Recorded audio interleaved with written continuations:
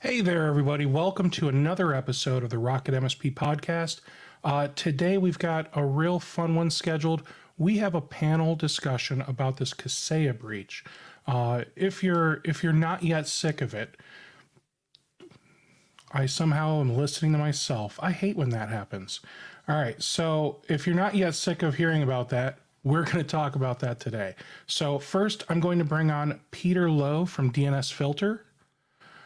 Peter, you have some really interesting findings from when you were doing your thing at work. So why don't you fill us in on what's going on?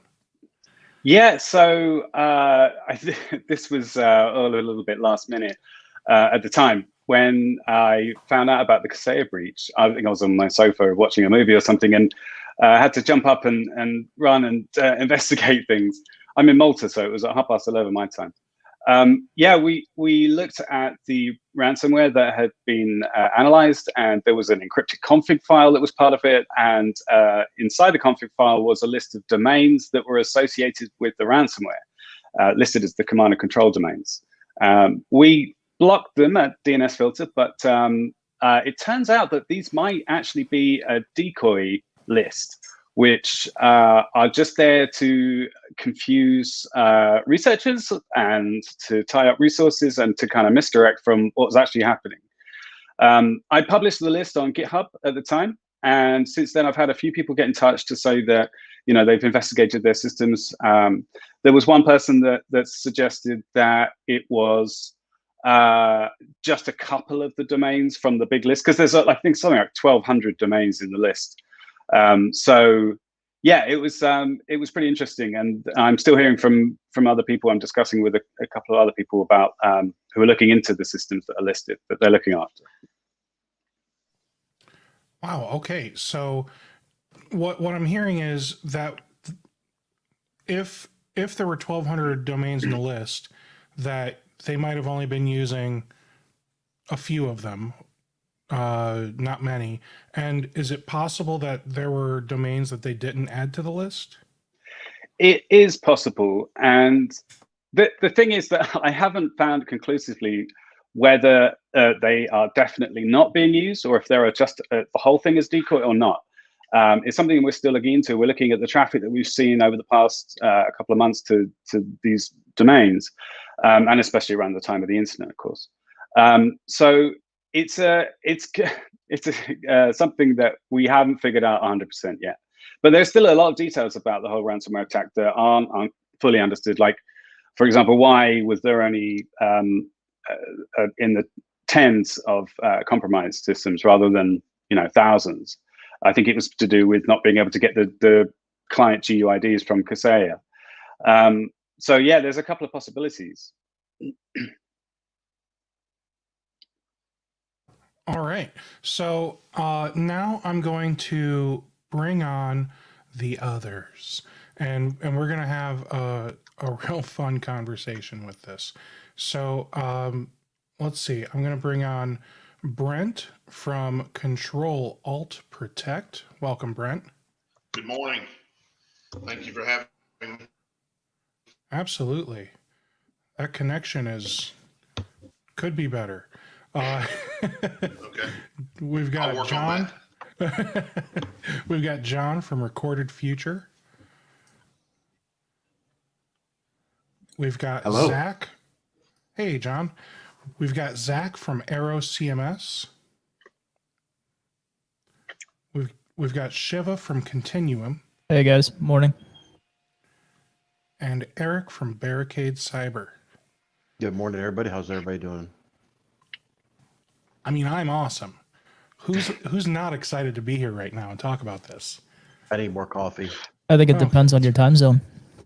Yeah, that's fair. Yeah, it's 3 p.m. for me, so I've had plenty of coffee so far. Yeah, you're fine. All right, so I guess what I have to start with is what should, oh man, this is such a hard question to get out and not sound like an a-hole.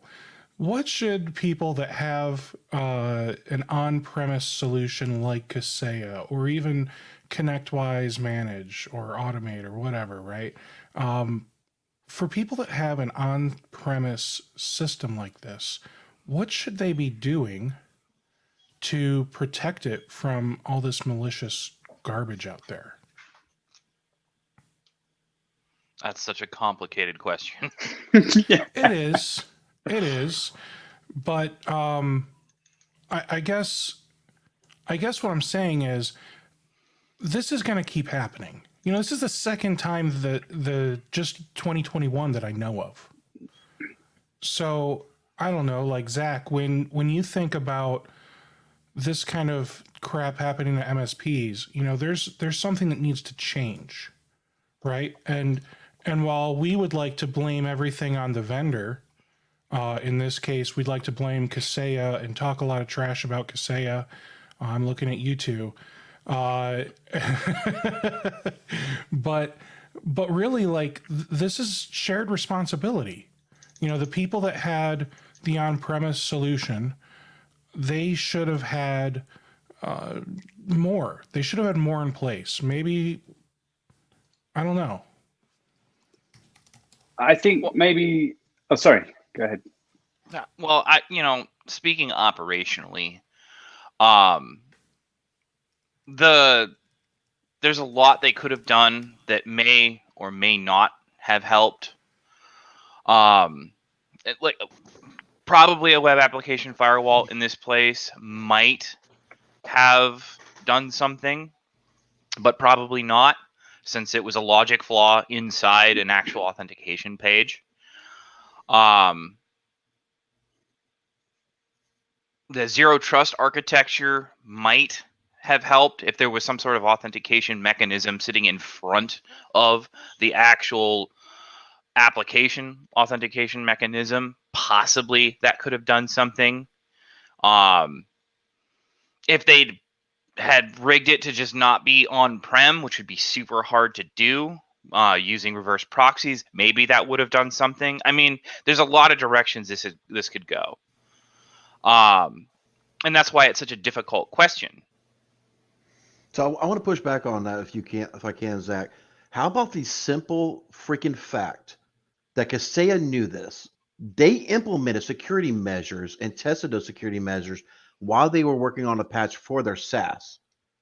After they have tested those security measures and been able to show that at least their mitigation process would have been somewhat successful, why not an effing word to their on-premise partners? Hey, just let you know, we are working on this bug. Please do the following. We've already done this and tested it, and it's proven to be effective. I know that you don't know. I mean, you don't know if it's going to be 100% by any means because you haven't patched it, but at least giving your partners a heads up. Hey, we have a problem. Not alone all the other reports that have come out recently that they have been sitting on vulnerabilities that for at least 10 years and pretty much gave a fuck all to the partners and be like, yeah, whatever. Yeah, I mean they have an incredible stance. They tout and say they want to be CMMC. They are CMMC. They may be internally, in the whole compartmentalization of the individual products between, IT Glue and Rocket Cyber and all that. And hopefully we'll go into the dumpster fire that maybe is Rocket Cyber in a little bit. I don't know. Hey, But I got one thing I want to talk about there, Eric, is the fact that they say everything is segmented. The only reason everything is segmented is because they came through acquisition. They weren't built on the same platform infrastructure. So that's what saved their ass there. Yeah. I mean, I'm really surprised. I mean, Peter was hinting to this a little bit. There's a lot of stuff, as an incident response firm, we do, nothing like DNS filter or recorded futures. I mean, a company like ours, we look at those type of things. We look at the threat feeds from those guys, especially recorded futures and Alien Vault, to advance our threat feed, and understand exactly what the F is going on. But the whole screen switched on me and I just lost my train of thought. Can you But- guys hear me? Yes, sir. Can you hear me? Mhm. Eric, can you guys hear me? Yes. We can hear you. Yep. Yeah. We hear you great. I'm trying to dealing with the headset here. Just wanted to mention, I think we need to historically step back for a second. In September of last year, both the FBI and Secret Service warned MSPs and for major providers like Kaseya that malware would be used to deploy. That they would be used to deploy malware. So at the end of the day, you're right. They should have given more warning. It's not like this is new to them. I mean, they have had plenty of time to respond, and they point blank, especially the FBI, point blank actually called out unrestricted access via RMM agents and remote logins are where they suspected a significant amount of risk to come from. So, I think we're quick to we get so many. I know you guys are the same way. We get so many alerts that we get lost in the alert sea. But MSPs were warned, and major providers were warned as well. And that was again September of last year. I took that FBI, just to piggyback on that if I can real quick. I took the FBI publication more as a warning to the consumer. Look, if you're using these tools inside of your organization or you're leveraging an outside third-party vendor, you need to start having some real daggum conversations and, finding out exactly what they're doing to secure not only their house, but yours, right? Because we see it so, they're like, oh, well, we make our clients do this stuff, but we just can't be troubled with that garbage. We got work to do. And I'm just like, can I say, I think that, it's easy to kind of get out the blame cannon and start saying it's this person's fault, or this product's fault, or whatever. But these kind of things are going to happen regardless of whatever product you use. It's not a matter of it's just a matter of time. And there's a couple of things which I think MSPs can focus on, which is, first of all, having a layered approach and not relying too much on any particular product or service. But also, how do you get, how do you recover from it? I think John was pointing out the other day that this is, when was the last time you tested your backups? Not just whether they work or not, but how long does it take you to back up, to restore one machine? So what's your strategy in that kind of case? And like you say, it's going to happen at some point. That's a really good point. I think it's interesting. I can trash on Kaseya, and we're a vendor ourselves. So I mean, please do. Wow. Well, I mean, let's be honest. DevSecOps is not new. We've all known that this is the black hole of everything, and it's not just any vendor. Look internally. Most companies are sitting there dealing with infrastructure that is 20 years old. We know that's the thing that none of us really want to talk about, which is when they're trying to mobilize and develop these apps, the whole digitization of this space, it's a threat because we still have this rusty, cranky infrastructure. I mean, all of us know a manufacturing firm that has a Windows 95 machine cranking out on a test system somewhere because that's the only thing that'll run in their environment. But, to me, I think the layered approach is really one way to talk about it, because I think you do have some successes here. And I just wanted to take a brief second to talk about them.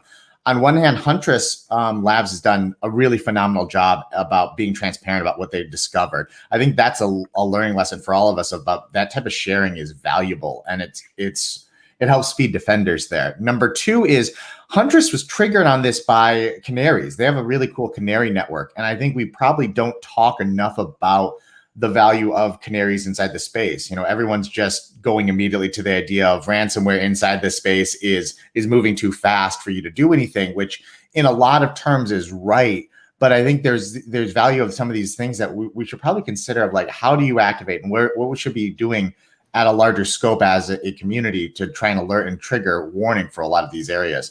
And the third one is, I think there's a smaller story that we don't really want to get into, but it's around endpoint and AV, where it worked and where it didn't. There's no technology that was really a panacea of it just stopped it dead in its tracks.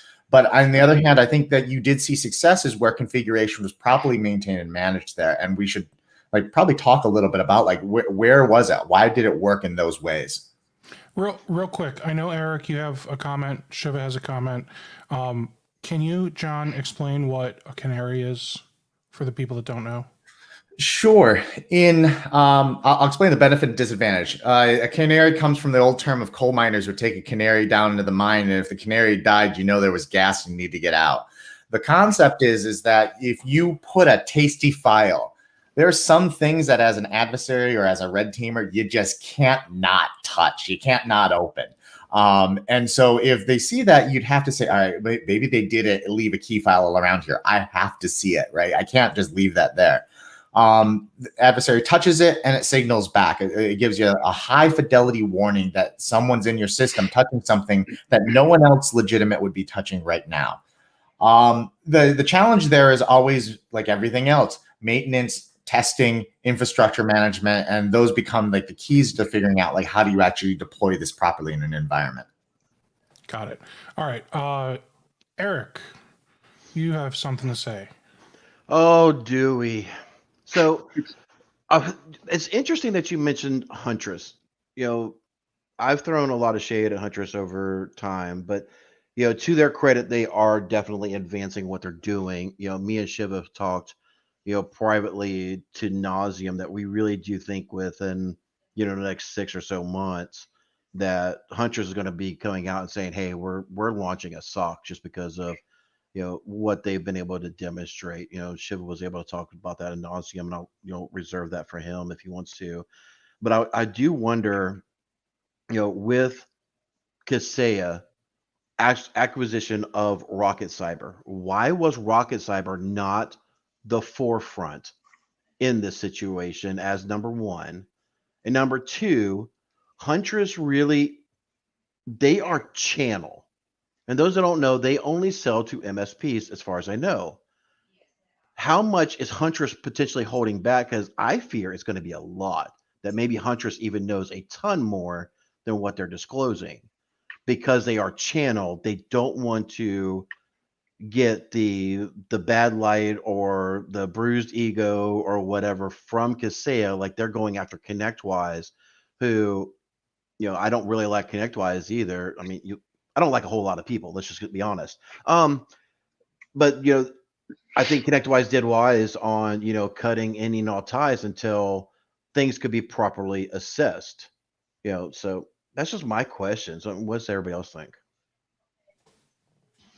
Well, I mean, there's a lot of supposition there and speculation.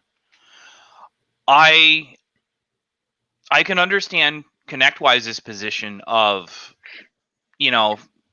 an abundance of caution and disconnecting their integration with other Kaseya products.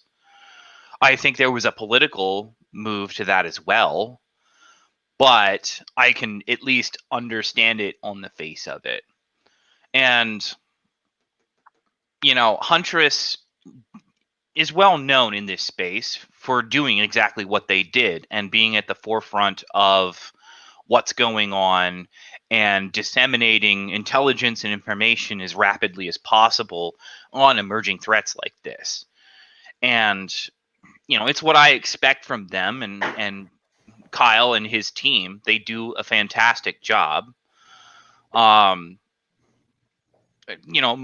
thoughts and opinions are on Rocket Cyber are pretty minimal because, well, they're relatively unknown in the space beyond people spending a lot of time complaining about them. But overall, I think we should give credit where credit is due in what happened, because Kaseya, for all the, there's plenty of faults in this situation. Yes, they had a code base from 1998. Yes, it, why is it riddled with, SQL injection in 2021? Why aren't they doing DevSecOps? There's lots of flaws here, but there were some things they did right. Their detection was clearly on point because it was less than an hour after the attack began that somebody hit the big red button and shut everything down. And that is a big move, right? Like if you got a SaaS product and somebody not only has the authority, but has their thumb over a giant button that declares an incident and shuts everything down, that is a very, very bold move. And the fact that, one, they had a run book and a process in place for just that kind of scenario speaks to at least some thought going into risk in the organization.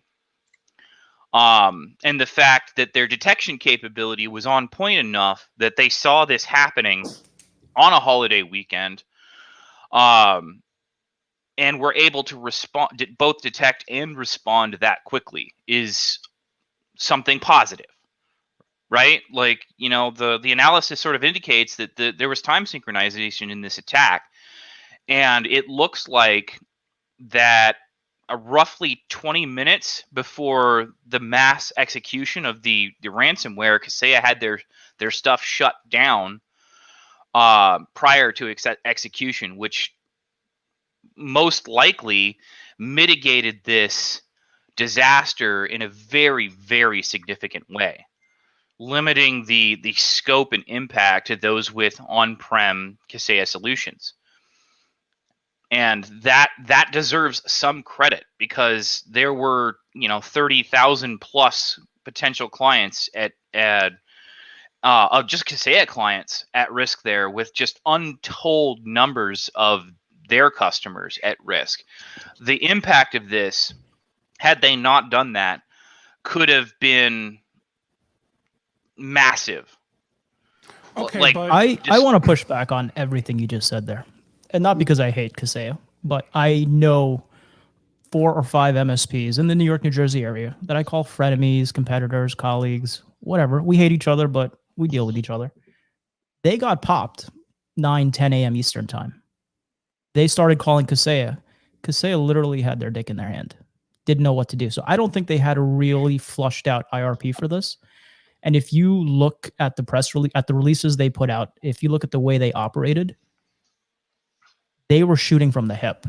And that kill switch button was a last resort because they realized how bad this was. And it was, in fact, a vulnerability they had been trying to patch for the last 2 months. Eric, and that's you fair. got something here. That's fair. If you have access to information that I don't have access to, great. If the intelligence on the ground that you have access to is indicating that, then you're probably absolutely right. Like I said, I can only comment on information I have access to. And the other thing I wanted to talk about is Huntress. I mean, I think they're an interesting play. If you look at their pedigree, where those guys came from, the Kaseya incident really showcased their pedigree. And I've always said those guys are too smart to be doing, persistence threat hunting. And I think they were forced to show their hand of two things: their capability and extensibility, and how deeply into your system they can get with their agent running a system. And as Eric said, I think Kyle's timetable for announcing a managed SOC has been brought up considerably.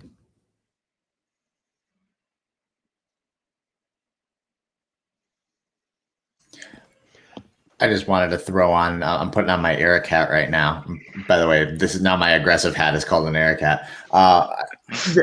This wasn't, I kind of got a side on Shiva's side that this wasn't Kaseya's first time. Like, taking the other side of this, it's one, like we were doing research. We found that like people were talking about exactly this type of authentication bypass against like MSPs and against software like this in about 10 years ago. And like in Russian forums, there's literally Russian hacker magazines that I'll throw the link up, but like they were saying like this is exactly, and they designed the whole attack. This is Kaseya's second time in 3 years that they had something very similar happen to them. 3rd time with Revel. Yeah. So like I think like, yeah, they did the minimum and I think you should applaud that they were able to shut down that quickly. They've had practice too. Like if you That's a fair assessment. You know, and what John is saying is, just interrupt for a second. Sorry. This is Kaseya, in my opinion, deserves no kudos. There is so many things that I've already brought up and several other people have already brought up that they could have done in communication with their partners to help mitigate this damn train wreck. Yeah, but Eric, if I can cut you off 1 second there, they couldn't mitigate this publicly because they're prepping for IPO. So they needed to bury this as deep as they could, get through their IPO, and hope Revel waited a few months. Well, and let's face the facts. I mean, their legal counsel within Kaseya was driving this train and absolutely controlling. They were in damage control from the beginning. They need better lawyers if they let Fred Absolutely. do those videos. At the end of the day, this is repetitive redundancy, whatever, from the last three. So they've been trained. This is not their first rodeo, and there's no question the legal counsel was governing, and had guardrails on all of their activities. I'm just going to be really interested to see. I'm sorry, Peter. I'll be quiet in a second. No worries. No worries. Go ahead. We're still seeing leaks of information coming out about SolarWinds, right? This is going to be the same thing. And I will almost put money down, dollars and donuts, money on the table, whatever, that Kaseya knew about this and so many more situations, and literally just did not care. I want to throw something in there based on that.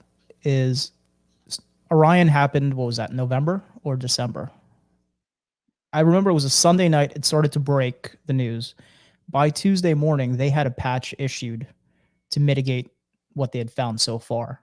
How long did it take Kaseya to issue a patch on a vulnerability or set of vulnerabilities they were already working on for 2 months? So if anyone gets kudos in this kind of situation, I think it would be SolarWinds. How quickly they reacted. And that shows me they had an IRP. The fact that it took Kaseya 10 days to issue, that is a little iffy for me. I just want to respond to a couple of other points before we get too far on in the conversation. The first thing is about what Huntress might be holding back. I think probably they are, and that's probably a good thing. There's always a judgment call on what you reveal about a vulnerability investigation. You've got to kind of decide whether it's for the public good or not. And I think Huntress have been way more upfront than most people would have been, and I think it's brilliant. It's good to see. Nobody else did. So, I mean, that's not true. Sorry, other people did, but Huntress were definitely there at the front. But the other thing was that there's going to be a really long fallout from this. Like, it's going to be months, and we'll still be finding out stuff about this and related attacks as well. So, I think you said at the beginning, Steve, that if you're not sick of Kaseya already, then strap in. But I don't think it's over by any means. I think that's so when I'm thinking about this stuff, like I can trash on vendors and other people as much as anybody else, but I like to think about like what are people actually doing? Because like realistically, when you're looking at the environment and like a very holistic view at the environment, it's easier to trash on something like a Colonial or something like that, where it's like one company, one impact, they had all the money and resources to be able to do things, and you're saying like negligence. It's really hard to accuse like the end company that's using like an MSP to try and say, oh, they should have brought this. Well, they tried, right? Like it's really hard to do that. I think there's some lessons in my perspective. I think these lessons are the ones that really apply to like how our community and how we need to think about like the vendor space and how that full vendor and partner space work in providing information. One, I think like the model of, I think the point I was trying to get with Huntress is like the model that they did of putting at least a lot of information out there, stuff that's defensible, stuff that as a responder on the ground is very useful to me, is really helpful. Is a model that we should probably just all adapt and get better at. I know like with Recorded Future, I'm trying to push us to be able to put more information out there. Number two is, you're always going to hold certain information back. I mean, we all do. Like, we all have, like, every one of us has a story about some kind of incident that you had an NDA in place, but it was like, oh man, things were really bad. Like, somebody was running a cloud app, except they had it on a local box. Right?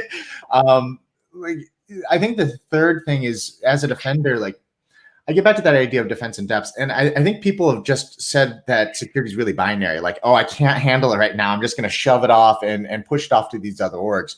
And I think we're just getting past that as a community. You have to have some level of ownership when you're running things locally, when you're taking advice. You have to be doing, I guess, playing both sides. And by that, I mean, you have to, set up kind of some base level security of your own. Think about how you're doing configuration locally, how you're actually implementing, and where you're actually slotting in an MSP. I think you see the same problem with like cloud, for example. Everybody's like, I can just shove it to the cloud, not thinking like, well, there's a lot of layers of ownership there. How much do I want to accept? And like, what's my responsibility? What's my duty if I do accept that? And I think like that we need to have more transparency in that. And I think kind of my last thing there is saying, like, you know, as an entire community, we need to think, you know, be very thoughtful about like, what's this impact on the space right now? And Revel's kind of dead right now, but like, let's be honest, everyone's waiting for either them to open source their stuff or just a bunch of dumps of data that gets pulled into the next like leak cred or something else that gets pulled into. Like, I mean, we're already seeing Conti take over space. We're already seeing a bunch of other ransomware actors start, like Lockbit, I think, is coming up really strongly in the space. But like, when you look at them, I think this type of attack of where they're no longer just going after big fish, they're saying, hey, we can use this type of supply chain attack. We'll customize a dropper on a stage 1, whereas we'll still use our regular stage 2 or regular encryption modules as kind of like stock.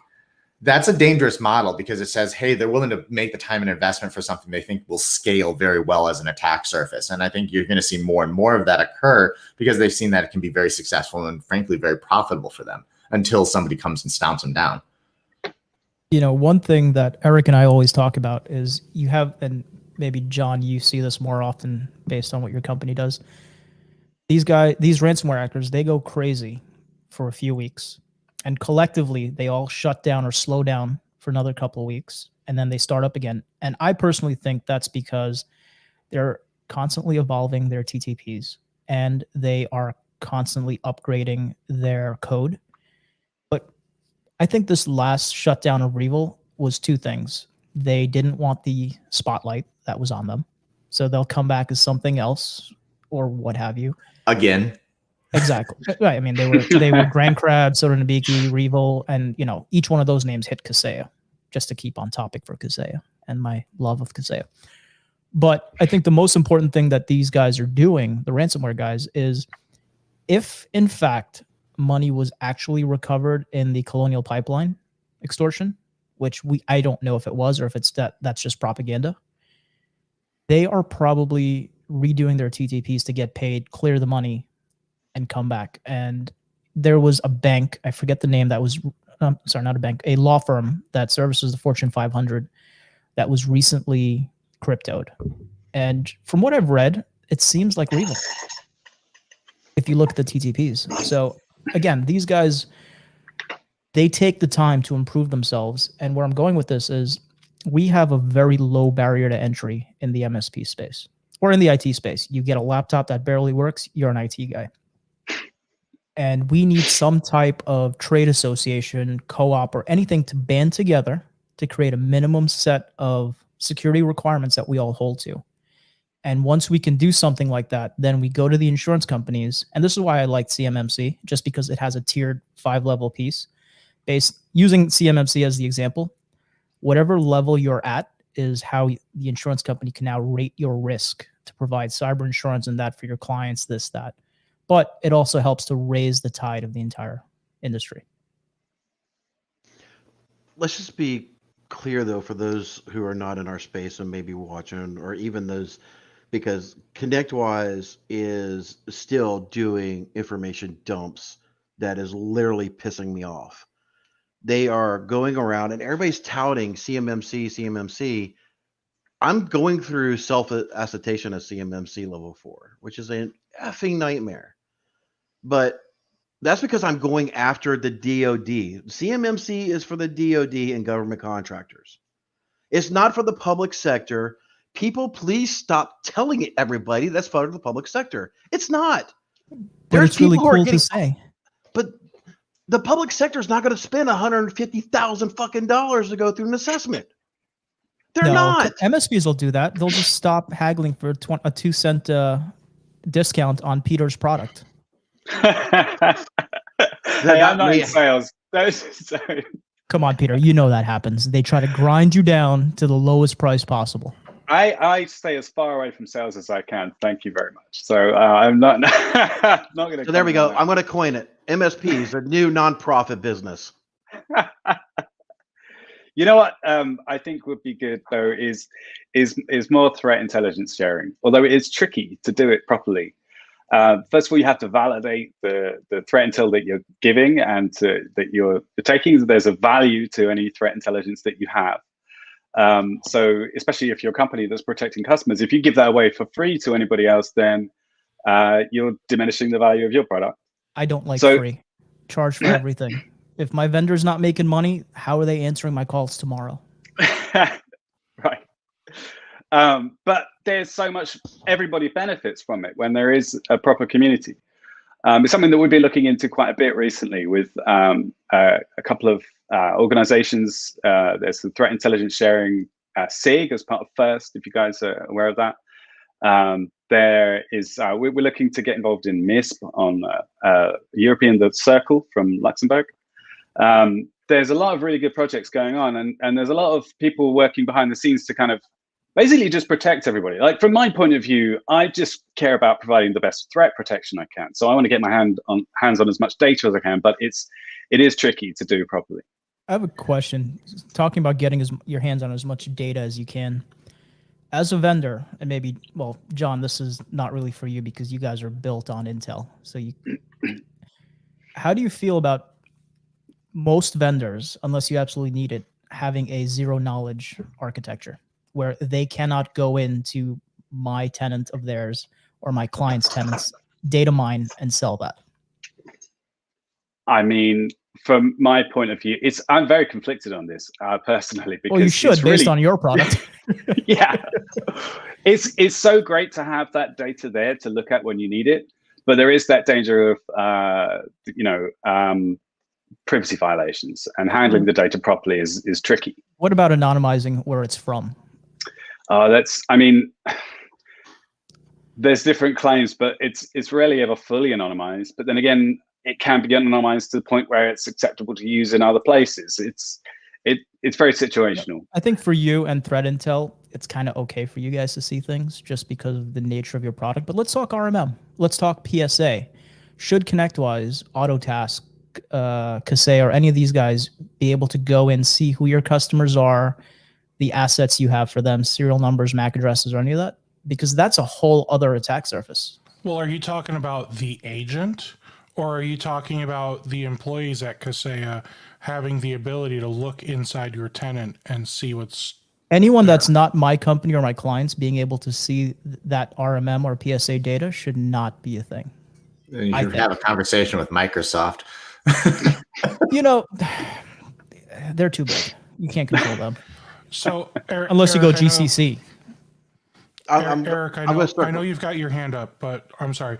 All right, so Keith has a really good point. I mean, we've complained like for the entire time so far, and I think it's time for us to stop complaining because it's not doing us any good. We can sit here and bitch and moan about Kaseya and SolarWinds and whoever else. Everyone's gotten hacked at least twice, it seems. But what are we going to do to help each other? How can we get past this crap? Can I give a quick answer to that? Sure. Put standards in place to raise the barrier to entry where you need real skin in the game to be an IT provider. Eric and I use a vendor together. It's 1,000 device minimum to get in bed with them. Every MSP vendor I found so far, it's like $50, $200. That's nothing. Come on. Let's raise the tide. Let's make people get to a certain level before they can service clients. Let's say if you're managing something for someone, you must have an IRP for that service you're providing should something go wrong.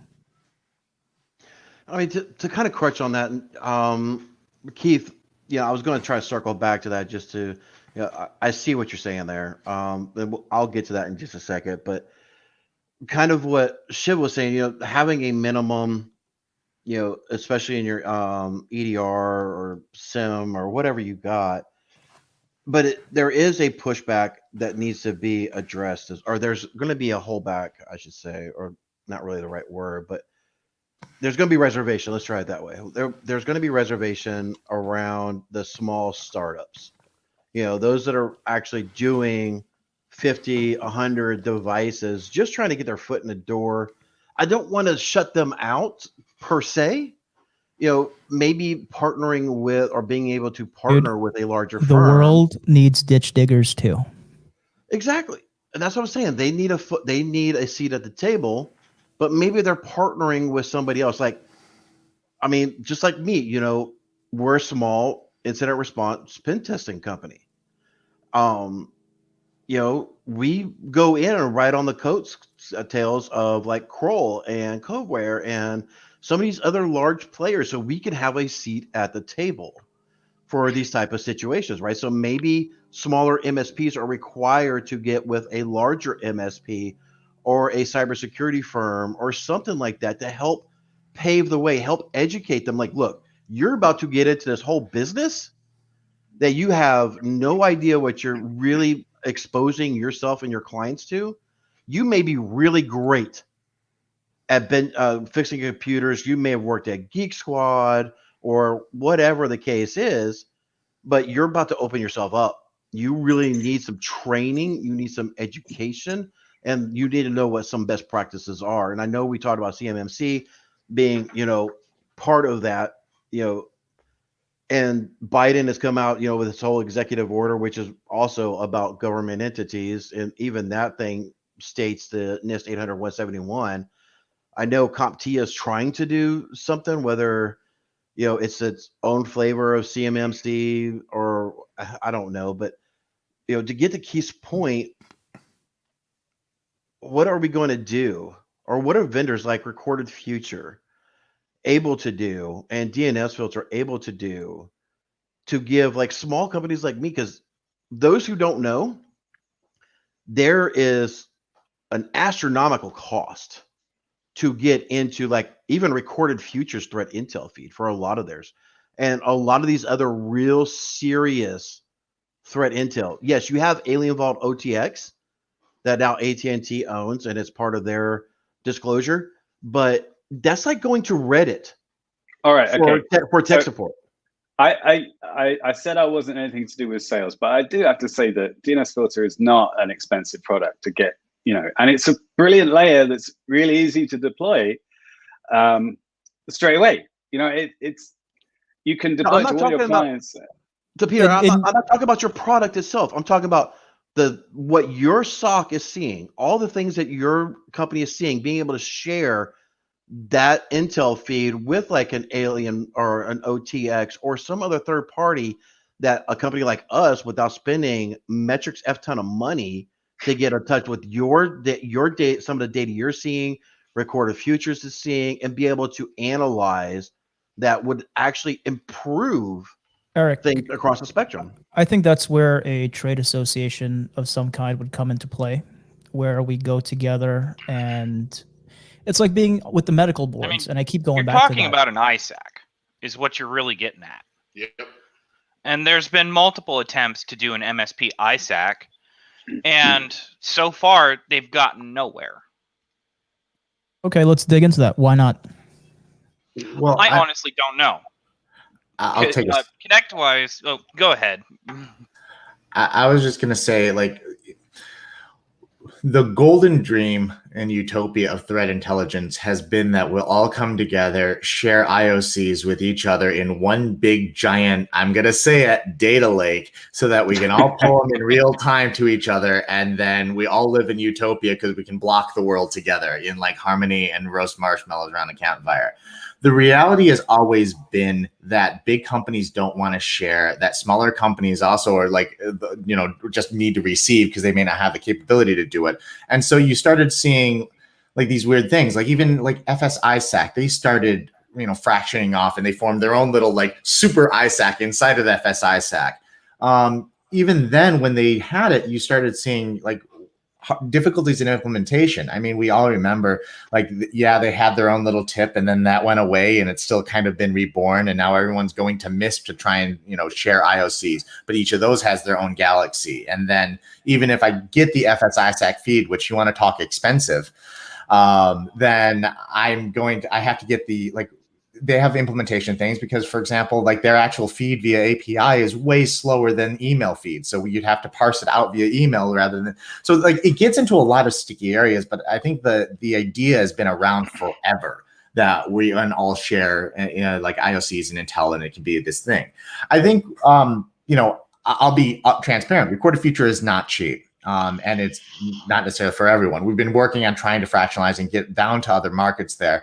But I think the other side of it is there's a responsibility for organizations like Recorded Future and others to try, like with DNS Filter, for example, as well, to try and think about like, all right, how do we take the things that have been really difficult to implement, like this IOC sharing thing, and make them scalable in a way that actually makes sense. And I think that last part's important. Like IOCs are everywhere. Everybody in the world can get IOCs. You can download free threat feeds from everywhere. And most people, what they do, they start out in threat intel by downloading all these feeds, forming a Franken feed, and then shoving it into a tip and saying, all right, we'll manually go through this later to try and like do it.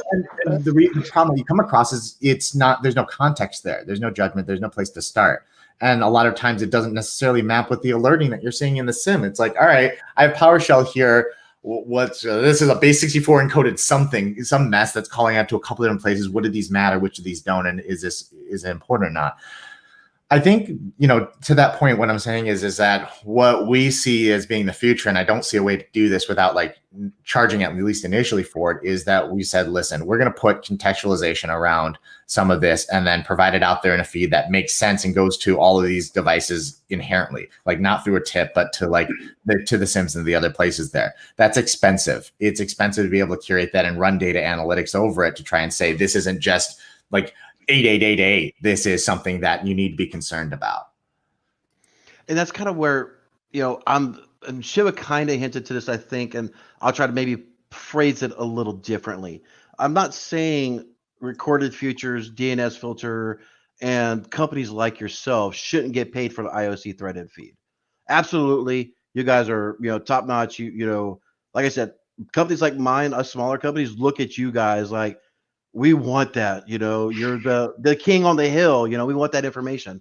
So I'm not saying I want it for free by any means, but being able to, maybe have a trade association where it's, we'll take for people who are at MSP, whether, group buy-ins like an ASCII or the gentleman that's out there in Australia, I forget his name at the moment, but they come in and for MSPs and other companies, they have, that quote unquote trade association so they can have that group buy-in. So that way people can get that stuff. That's what I really like to see, even if it was, you guys were feeding and you may already be doing this and it's just my own ignorance, but, maybe you're feeding to like an Alien Vault OTX that we pay a subscription for that, so we can take that data, combine it with our other data that we're getting from a true EDR, and be able to correlate that data. But I mean, you're right on the point. When we're doing data dumps from Alien Vault or any of these other threat feed intels that, just to be honest, most of it's just garbage. That's why we're looking at those paid solutions, because we know it's at least combed through, it's vetted, it's not just some quote unquote 5-year-old with a brain dump on freaking, whatever threat intel source. So That's what my biggest thing is from a cybersecurity firm, incident response pen tester. That's what I would love to see. And I think that would help educate and bring everybody up, at least the smaller guys, And I think like any business, what we've been trying to do is like fractionalize. Like I'll be honest, like you can get into recorded future for like, not as much as you might have heard. It's not like always $100,000 type of thing that we've been working on. We created new product modules, exactly that, because we want to try and service these different markets and say, hey, where is this going? I think the point though that I really wanted to get to is that I think part of this is like where the information feeds into. I think on your hand, you kind of want it directly, and you're like, hey, can we get like a trade association to try and buy into this feed and try and get it there? I think there's other ways to do it. And the way I would kind of bring this around is I think there's these other companies that have responsibility. Let's say if I am I am another vendor out there and I'm making software and I want to think about like, how do I use intelligence? I think there's two different responsibilities. One is, how are they getting information and real intel? And I'm not just talking about IOC feeds, because I think we get really bogged down into this idea that intelligence is all about IOC feeds. But I think it's really like, hey, what are really the threats out there? Revil's not new at all. Those actors have been around forever. And in fact, like some of these Russian actors meet up in person and they've known each other forever, right? They go way back. I think then you need to start thinking like, hey, how are these other organizations, how are these other vendors using intelligence and bringing it into their process? And that should really start becoming more of the conversation. What are you doing to actually look actively at threats? Because everybody on the endpoints I don't mean endpoint as in like systems, but I mean literally end user type of thing, has to do that anyways. Everyone's saying like, who's going to attack me next? What does that targeted attack look like? What am I exposed to? And you're trying to get as close to attribution as possible. I don't think that's an irresponsible thing to say. If I'm making software that I'm distributing out there, I need to try and figure out that stuff myself. Where are my biggest threats? If I know it's Revil, if I know it's these groups that are trying to target me for distribution of that, how am I incorporating that intelligence in some intelligible way into my DevSecOps? What is your DevSecOps process? Where are you feeding that into? And how does intelligence form your strategic base for decisions around security? I think there's one other, I'm sorry, was someone, okay, sorry. I think there's one other thing that we can do with the threat intel that we already have, which is think about not just try and get more of it, but get better quality and try and use the intel that we already have in different ways. There's one really cool thing that we're looking at a DNS filter, which is DNS fingerprinting, which is where you can take a set of otherwise benign DNS queries and the cadence of them, and then identify something bad that's going on. So it can be, 5 queries to Google, and then 1 to Gmail and 1 to GitHub, and then that is a piece of malware that's otherwise not being identified through any kind of like standard IOCs or any bad domains or anything like that. That's just one thing we're looking at, but it's like the data's already there, but we need to spend more time looking at how to use it, I think. But again, it's pretty tricky. So right now that's basically hypothetical then. Semi-hypothetical. Brent, I can't tell if you're trying to get in here or not.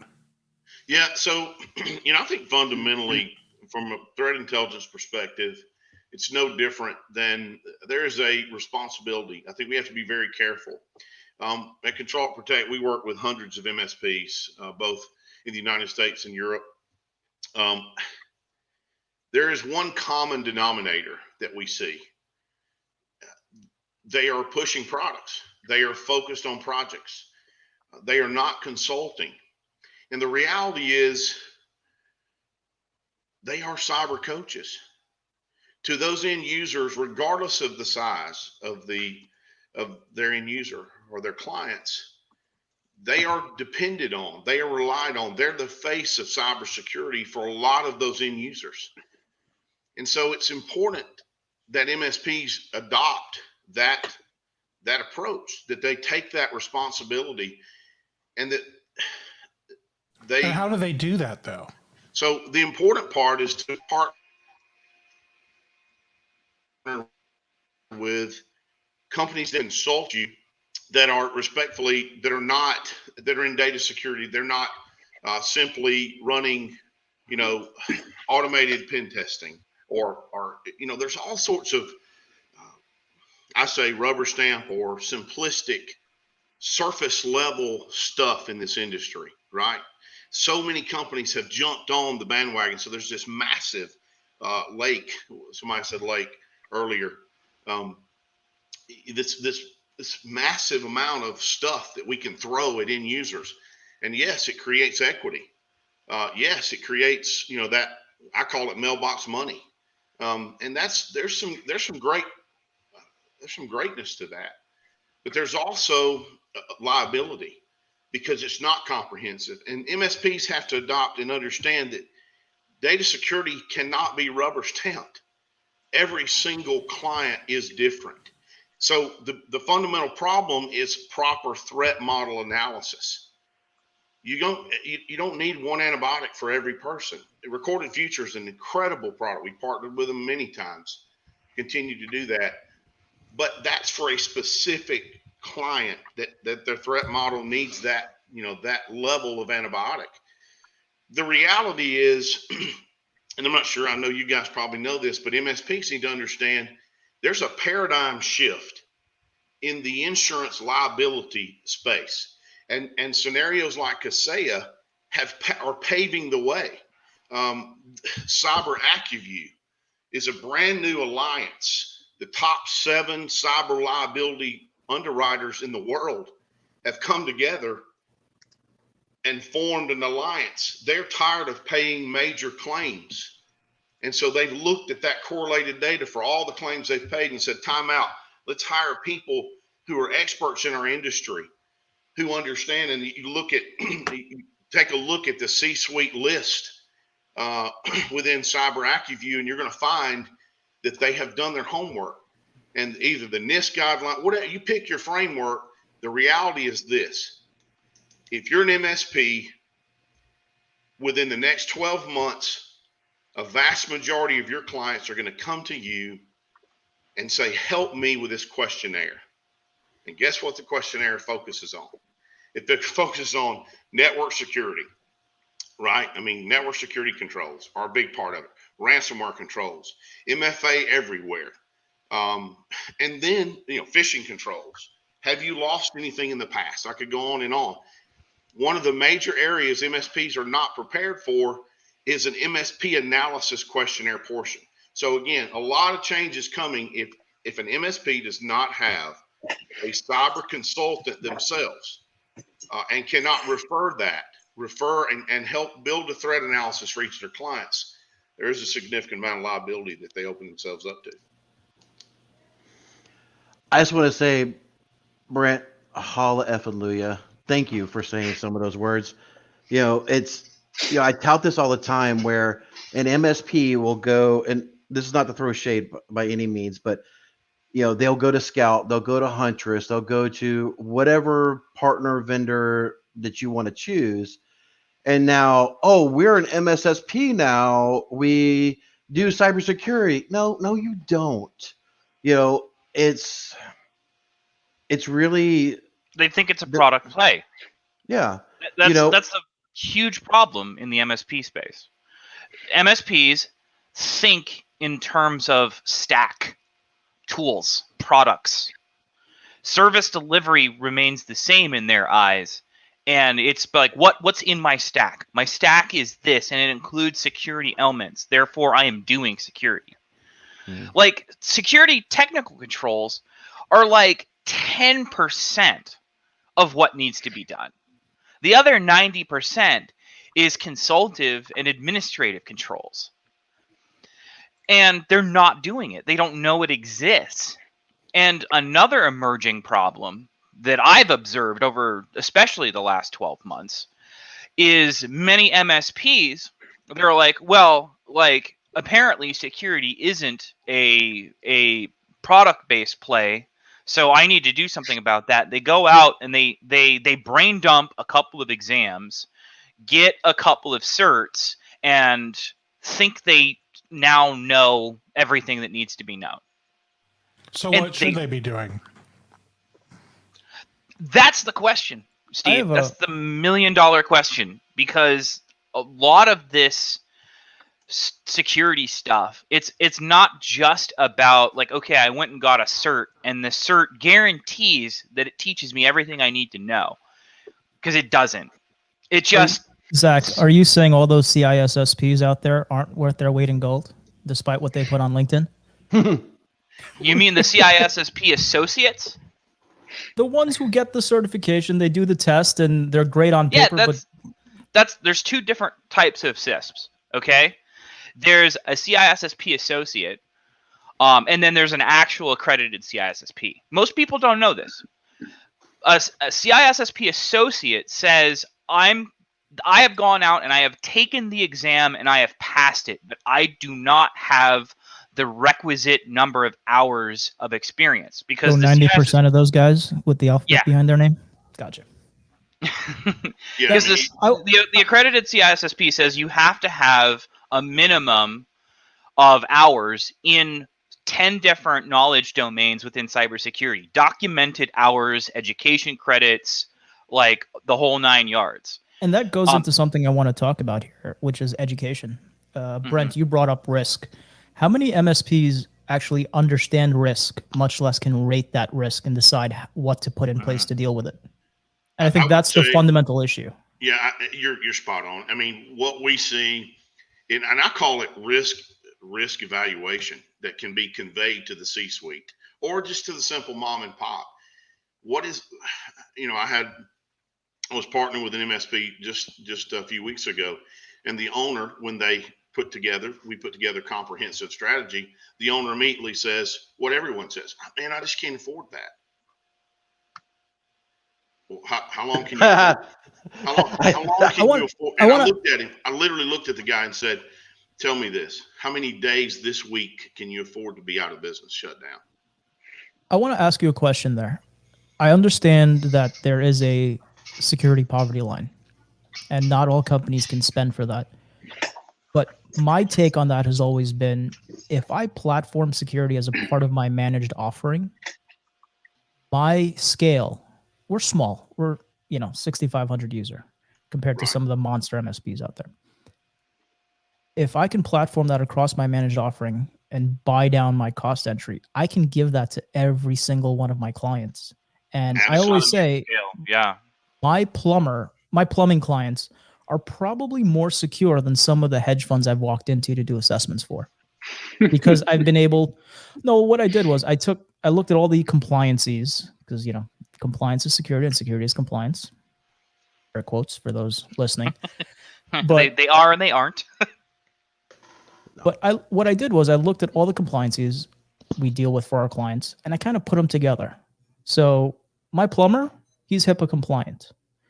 And across the board, everyone has the same level of compliance that we built internally and security. So now they can buy in at a much cheaper level. And I think, maybe that's something worthwhile for the channel to look into. You have to admit, though, that if you're coming from this and you don't know much about it, it is quite intimidating. There's a lot of stuff to be compliant with, and there's a lot of different areas to cover. And even just the time investment to learn about the things that you need to learn about is significant. But I think sorry, go ahead. I do feel sorry for people who are coming into this cold and having to learn about it from scratch. But I think that's part of the thing about opening your own business, right? It's not about just saying, hey, take my money, give me an EIN, give me a shitty laptop, and I'm a technology provider. It's put the work in, get the experience, and build a real business, not be self-employed. How many bad one-man shops are there in the MSP industry? Too many. I'd say 80% of the entire industry is bad one-man shops. And we're already seeing class action lawsuits hitting MSPs that, because they're not comprehensive, and they are literally pushing products, and they have not adopted that threat model analysis on the front end. They're stuck with WebRoot they've been with for however long. WebRoot is the greatest antivirus ever made. Don't get me started. Yeah, but you guys know the story. And so, as an MSP, it's really sad. I mean, we do see a lot of scenarios where MSPs, unfortunately, are very set in their ways. And oftentimes they get acquired by those who figure out this industry and understand the risks. And as Shiva just said, most of our most astute MSPs that we partner with, it's a non-negotiable. MFA is not an option.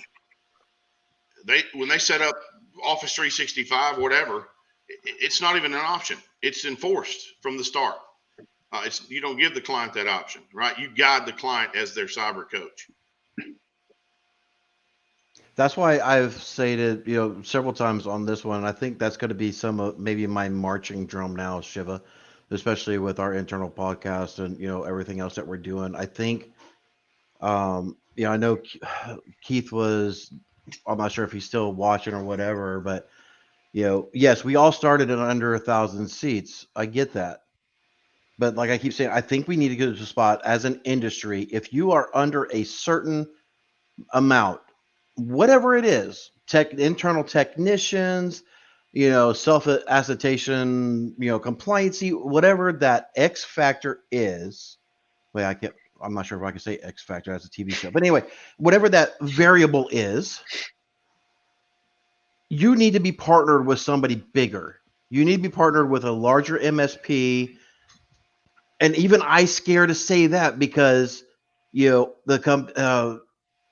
company of All Covered is owned by Konica Minolta.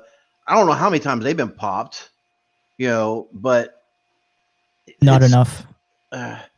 I think they need to be partnered with somebody who has credibility that will guide them through there.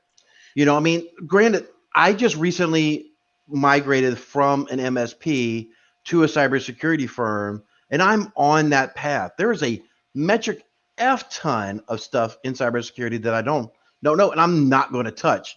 Like, am I going to do memory dump analysis? No, that's not even in my wheelhouse, right? But there's things that we just don't know. So I think MSPs partnering with somebody who is larger to get the training, get the education, and not be scared. Say, look, we are partnering with XYZ cybersecurity firm to help advance our foothold and help advance our security stack and our understanding. And in turn, you as well. We all keep saying, let's rise the tide. And I think that is going to be one of the mission critical things that we need to do to rise that tide. I have a question there. How much of this is driven by the vendors saying, buy our product and you can do this? You can be all you can be with our product when... No question. I'm looking at you, ConnectWise. Yep. No question. So I have a question for Zach, or at least a comment for Zach.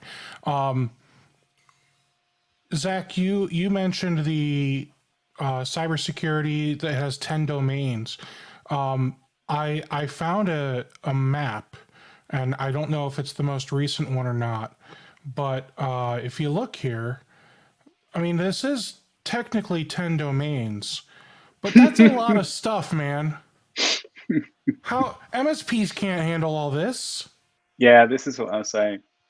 Yeah, this is a great example of just like the sheer scope of cybersecurity, right? Like these are all like subspecialties. Like I can draw boundaries around the pieces and parts of this that I'm an expert in, and Brent can draw boundaries around the pieces and parts that he's an expert in. I see threat intelligence there, John. Like there's your domain right there, and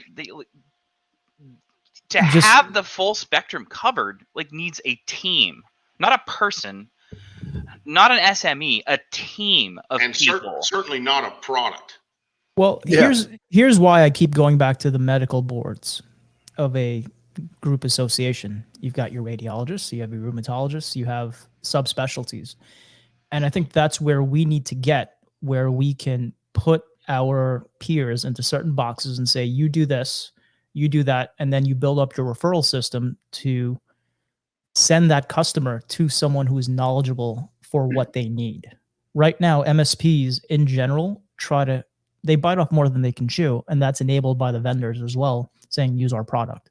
But I really want to get to this point where, hey, Shiva, your company belongs in this box. If you want to get out of there, go do your homework, put the time in, take the test, get the experience, and move up to here. And see, that's the problem. MSPs, I mean, let's just face it, the absolute bottom line is MSPs that we encounter, I'd say 80 to 85% are scared to death. And I say that respectfully. They're afraid that, change and fear, it's fear of losing something, right?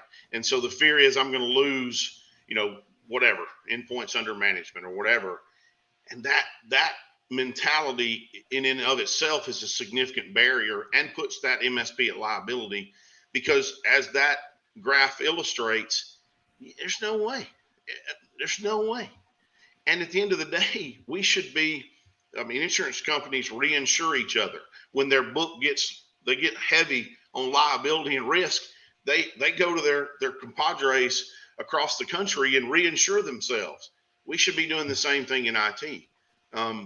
And so that's exactly why we started Control Alt Protect, and that's the space that we live in. We're not an MSP. We don't want to be an MSP. My business partner and our chief technology officer, Hans Lemons, commonly tells MSPs, stop. We're not your enemy. So if you partner with the right cyber consulting firm, you can identify the threat models. Cybersecurity, it is complex. We know that. But from an MSP perspective, it doesn't always have to be. And taking the approach of, hey, I am the one stop for my client. So whatever I say, they're going to listen to. Yes, that's true. But they're also going to turn to you when they're extorted, and they were counting on you for that guidance and you didn't give it.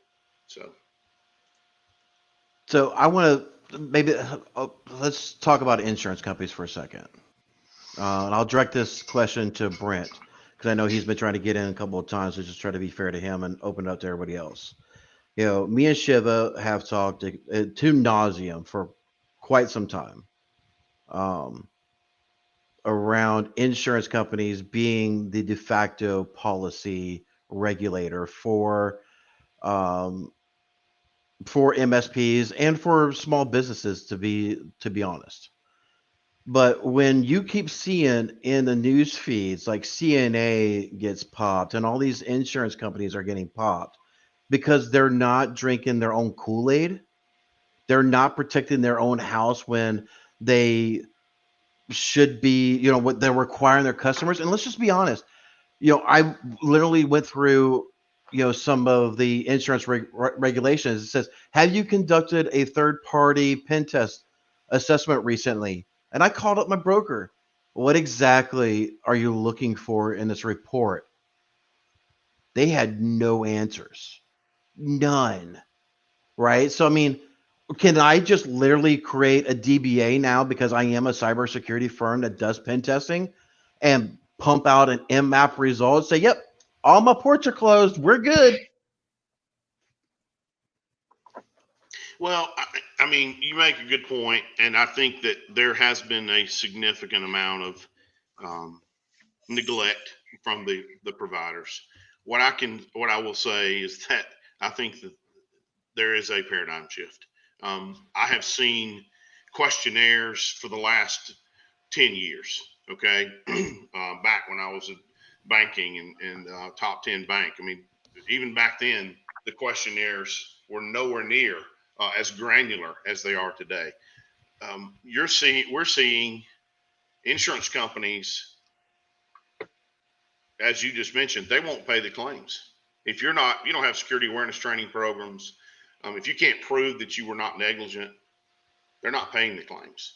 And of course they govern this. So you have to be really careful how you answer those questionnaires, because they're retaining that data to use against you in the future. If you say that, yes, you have network segmentation for EPHI or PII, depending on your industry, and then there's a compromise, business email compromise, and lo and behold, the data, well, they're going to look back and cite that and say, no, you told us that was segmented and now 2 different servers got hit. We're not paying this full premium. I mean, that's what we're seeing.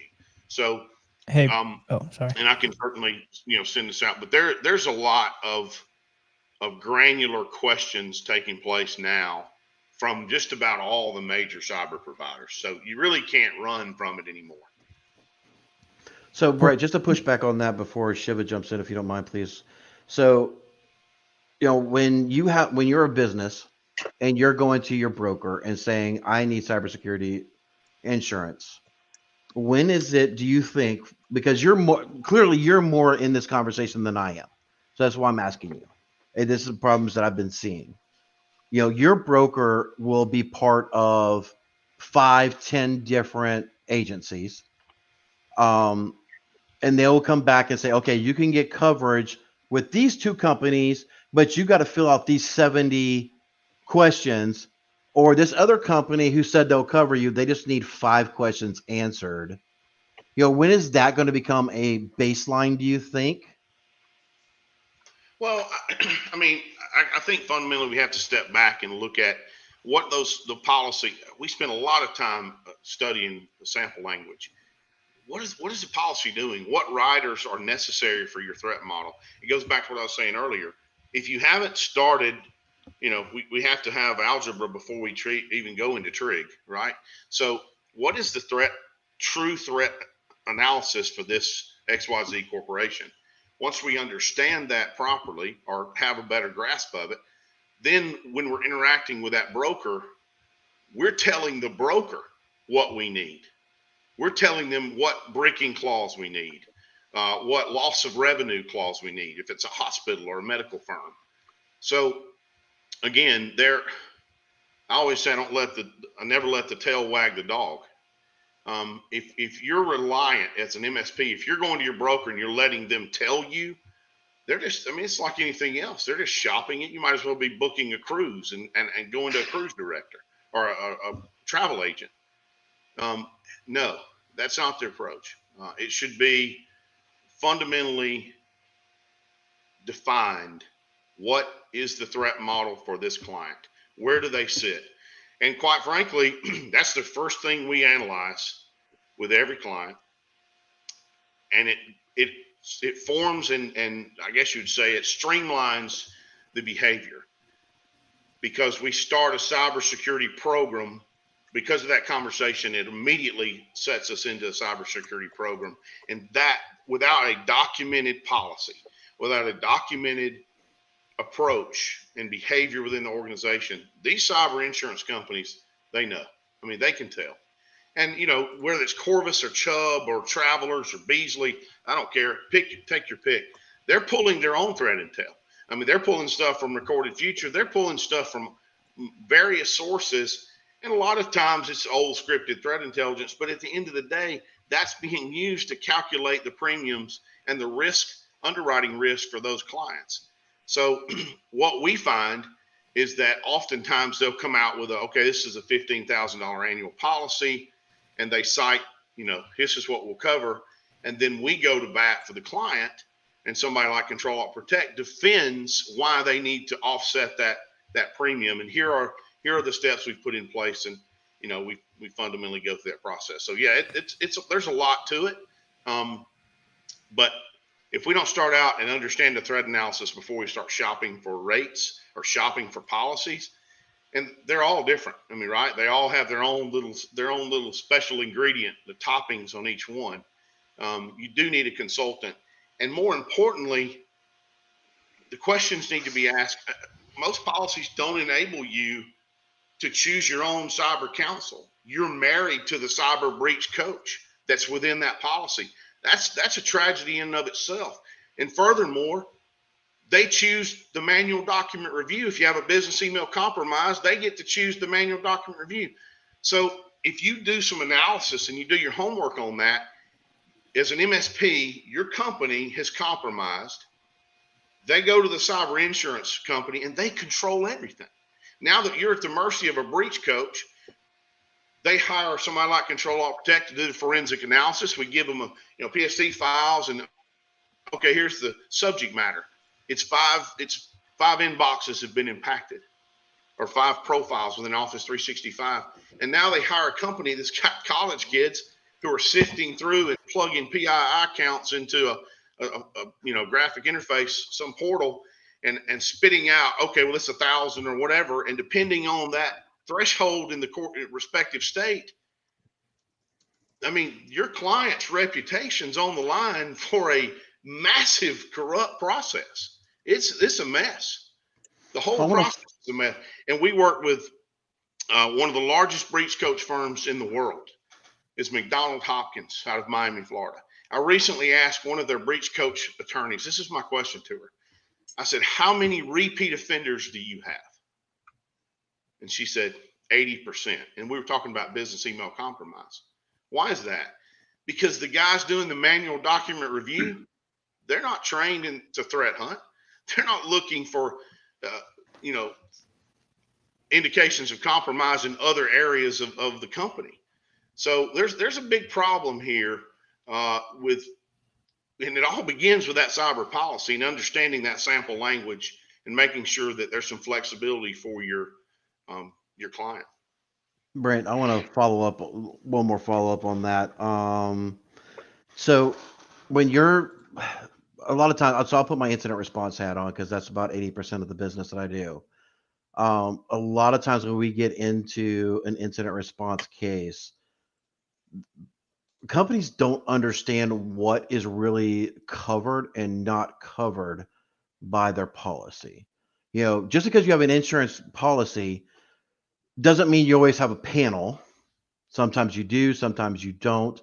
When are companies going to, do like they do for disaster recovery, or like an MSP does for disaster recovery for their backups? When are they going to say, okay, I'm going to pretend Eric just walked in and stole 10 pieces of equipment from my manufacturing building or whatever it is. Eric just hacked my freaking network and put ransomware all over the freaking thing. What does that look like? What is covered? Is the communication with the hackers covered? Is that consultation covered? Is payment covered? Are there broker fees for the payment covered? Is remediation covered? And if so, what parts? Are the rebuild covered? We've seen widespread of gamuts where of course it really depends on the policy, like you're saying, Brent. But some policies will allow you to completely office space your entire freaking network and buy completely brand new crap. To some of it's like, no, you can only communicate with the hackers, and everything else is on you. We'll pay for that communication part, but nothing else. It's a mixed bag. I mean, you're on, Eric. You're right. It is a mixed bag, and I think in general, let's just look at our government and not being political, but at the end of the day, it doesn't matter about politics. Washington's telling us don't pay ransomwares, and don't pay ransoms, and the IRS is saying, well, if you do, you can deduct it. The same thing's true with these insurance providers. It's a mixed bag. They all handle it a little differently. These 7 that I talked about earlier that formed Cyber AccuView, that's their purpose of that alliance. Their purpose is to change the industry and change it from a profitability perspective, right? They're tired of paying a lot of these digital extortion cases, and they're going to put those requirements in place. As a matter of fact, even some of the states are granting immunity or protection from class action lawsuits. Connecticut just passed a law that if you're compliant with certain, I think they cited NIST framework. If I'm wrong, one of you guys correct me, but I think it was NIST.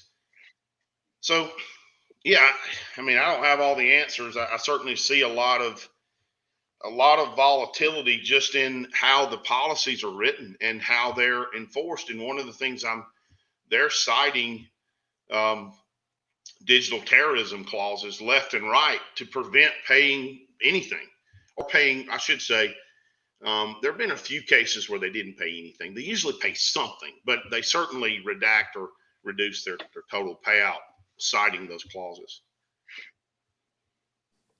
Which is frustrating for, everyone on the other end of that. But I think it's also important for people to read the deck page on their insurance policies, so that way they can have a better understanding. And if they don't understand it, they need to have somebody that does explain it to them. Absolutely. They need that. They need somebody to guide them through it, because there are definitely potholes on that path. John, it looks like you might have something to toss in here. I was I'm thinking about cyber insurance, and I think that's a whole. I think to me, like there's two things that are important to think about it, even though it has the word cyber in it, like almost everything else in this world. I think it's important to make the distinction of when you're a business. Insurance is on the business side of things. I think of when you're talking about security, there's a technical side of things and there's a business side of things. Insurance is always on the business side of things. It's a risk mitigation strategy, right? When you're talking about like cybersecurity, it's really like, hey, what are the processes and procedures we're putting in place, and then technology to assist to make sure that we're able to like develop a secure environment.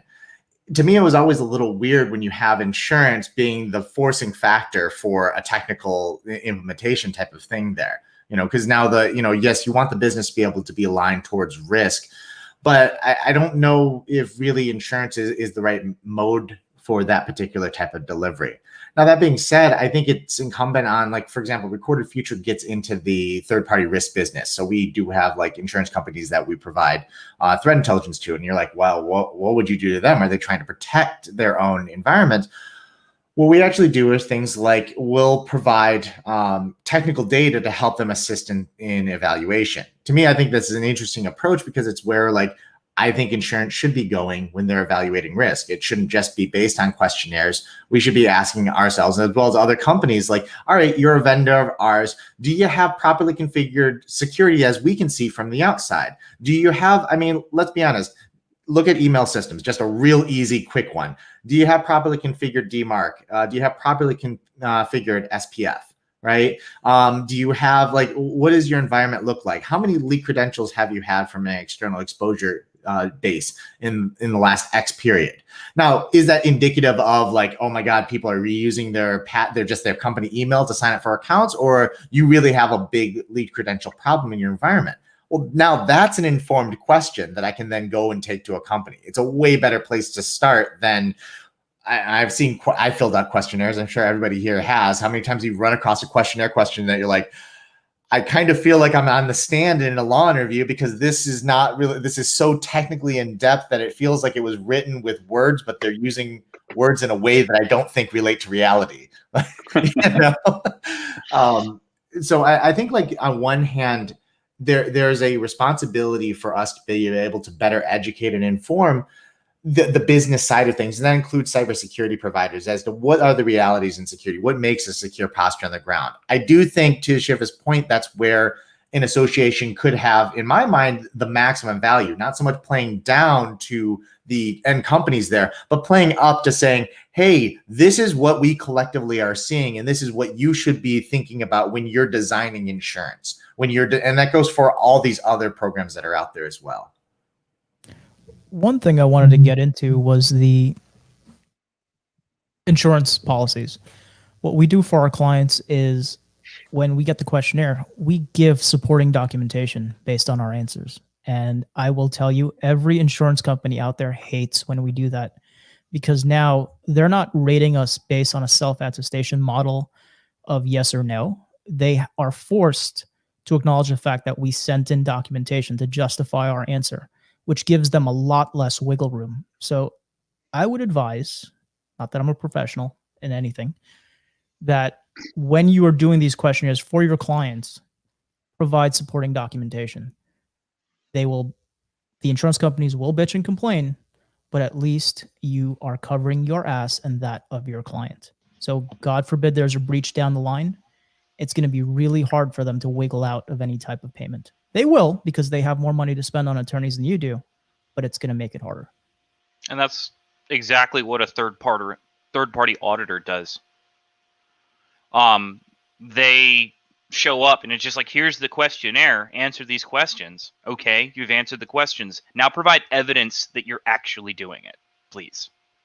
Screenshots, written policies signed off, documentation of sign off by leadership, management, and end users, whatever evidence you need to provide that says yes, this is a correct answer. And that's what you need to provide to the insurance company. Is like, don't just answer the questions. Provide your supporting evidence, your documentation, just like you said, Shiva, that takes away their wiggle room. That takes away their part of their ability to say, well, you said yes to this question, but our incident response firm that you're mandated to use, that we brought in, that totally doesn't have a conflict of interest, says that you didn't, therefore we're going to deny the claim. And that's a very, very important point. The downside is that makes doing those questionnaires a lot harder. So to push back and follow up on that, what leverage do you see you have? So, okay, we're going through a renewal. We submit a whole bunch of supporting documentation for their review, consideration, and approval. How do you enforce the insurance company to say, yes, we have reviewed and accepted your documentation as proof? When an incident happens, you can say, look, you've accepted it.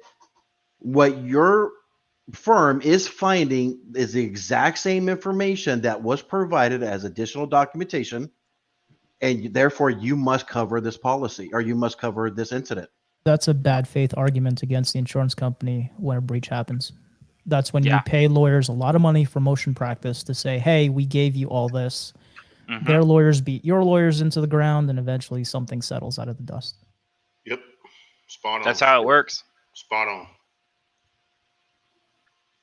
And I just want to throw out there that Monday last week, I had, what's his name? Joe Cyber from Reddit. I had him on, and we had a nice discussion about cyber insurance, because that's what he does. He sells insurance. So I would say, for those of you that are interested in learning more about it, you should also check out that episode. I did put a link to it in the chat. So I asked earlier, like, what should MSPs be doing? And it almost seems like the answer is all is lost. The sky is falling, because we look at this list that I put up here earlier, and I mean, this is absolutely insane. Like, MSPs cannot handle all of this. That is not possible. Nope. I think the easiest way to deal with this is have more networking. Meet your peers, meet your colleagues, find out what they're good at. Don't take them at face value. Try to get referrals. Build your network of outsourcing. You don't need to make a commission or a referral fee on everything. Sometimes it's in the best interest of your client to offload something that you cannot do. Yep, exactly what Absolutely. I said. Saying, I have partnered with X amount of company or ABC company to help fill this need. Let me make an introduction. I mean, and honestly, it seems like you're going to need to partner with multiple companies. Like, if I'm looking at this constructively, the way I would do it is I would say, we need to have 10 companies that all partnered with each other, and each company is responsible for one of the domains of cybersecurity. I think you're using the wrong word. I don't think you can use the word partner. I think that's a good thing, though. I think that's a good thing to have different people handling different aspects of your cybersecurity, because you're not relying on one place too much. You don't have one single point of failure. So having a different. Sorry, go ahead. No, I just think you need to look at it how the doctors do it. If you have a problem, your general practitioner or your internal medicine doctor will refer you to an endocrinologist if that's your issue. They'll refer you to a cardiologist. And that's how we have to look at this, because taking that mentality will also help to make or bring some type of trade association, self-governing body, whatever it is you want to call it. Yeah, but doctors are reactive. They don't send MSPs are, dude. This proactive bullshit that they all sell. Come on. Well, you know what? They're proactive in purchasing that add-on that integrates with ConnectWise because I could that's not their have said it better. stack. That's I their would say- proactiveness. To answer Steve's question about what can MSPs do, I think one of the main things they can do is try and educate themselves. And it is scary looking at this big map of all the different subjects, but there are a few core things. And just get started. Just go and Google one of those topics and start reading some FAQs. Just kick it off, and then find out where the pain points are. Find out the bits that you don't understand, and then go to other people and get them to help you. But just start. Don't be too intimidated by the wall of colors and text and subtopics. Yeah, He's right. And honestly, like, heck, pick one that seems the easiest. Like, go with training first. Like, just start somewhere. I think it all boils down to education. I mean, I learned a lot on this call so far, but one of the best things I learned was from Zach about CISSPs. There are two versions of them, the trunk slammers and the legit ones. So I many didn't of know the that phrase. so many of the associate CISSPs, they take the exam as part of an undergrad degree or an associate's degree. It's just like part of the curriculum. They basically get crammed the exam, take the exam, they get their associates, and they're supposed to go document the hours in the domains so that they can get upgraded to an accredited CISSP. And the vast majority just simply don't. Please raise your hand if you're on LinkedIn here, and I'll get to my question after. How many people are posting their CISSP acceptance letters on LinkedIn these days? I would Too never. goddamn many. I would never post that in a million years if I ever went down that path. Why wouldn't you? It's just It's a I don't false know what's flag. on the letter. there's literally a question on the CISSP. Like, let me talk about this.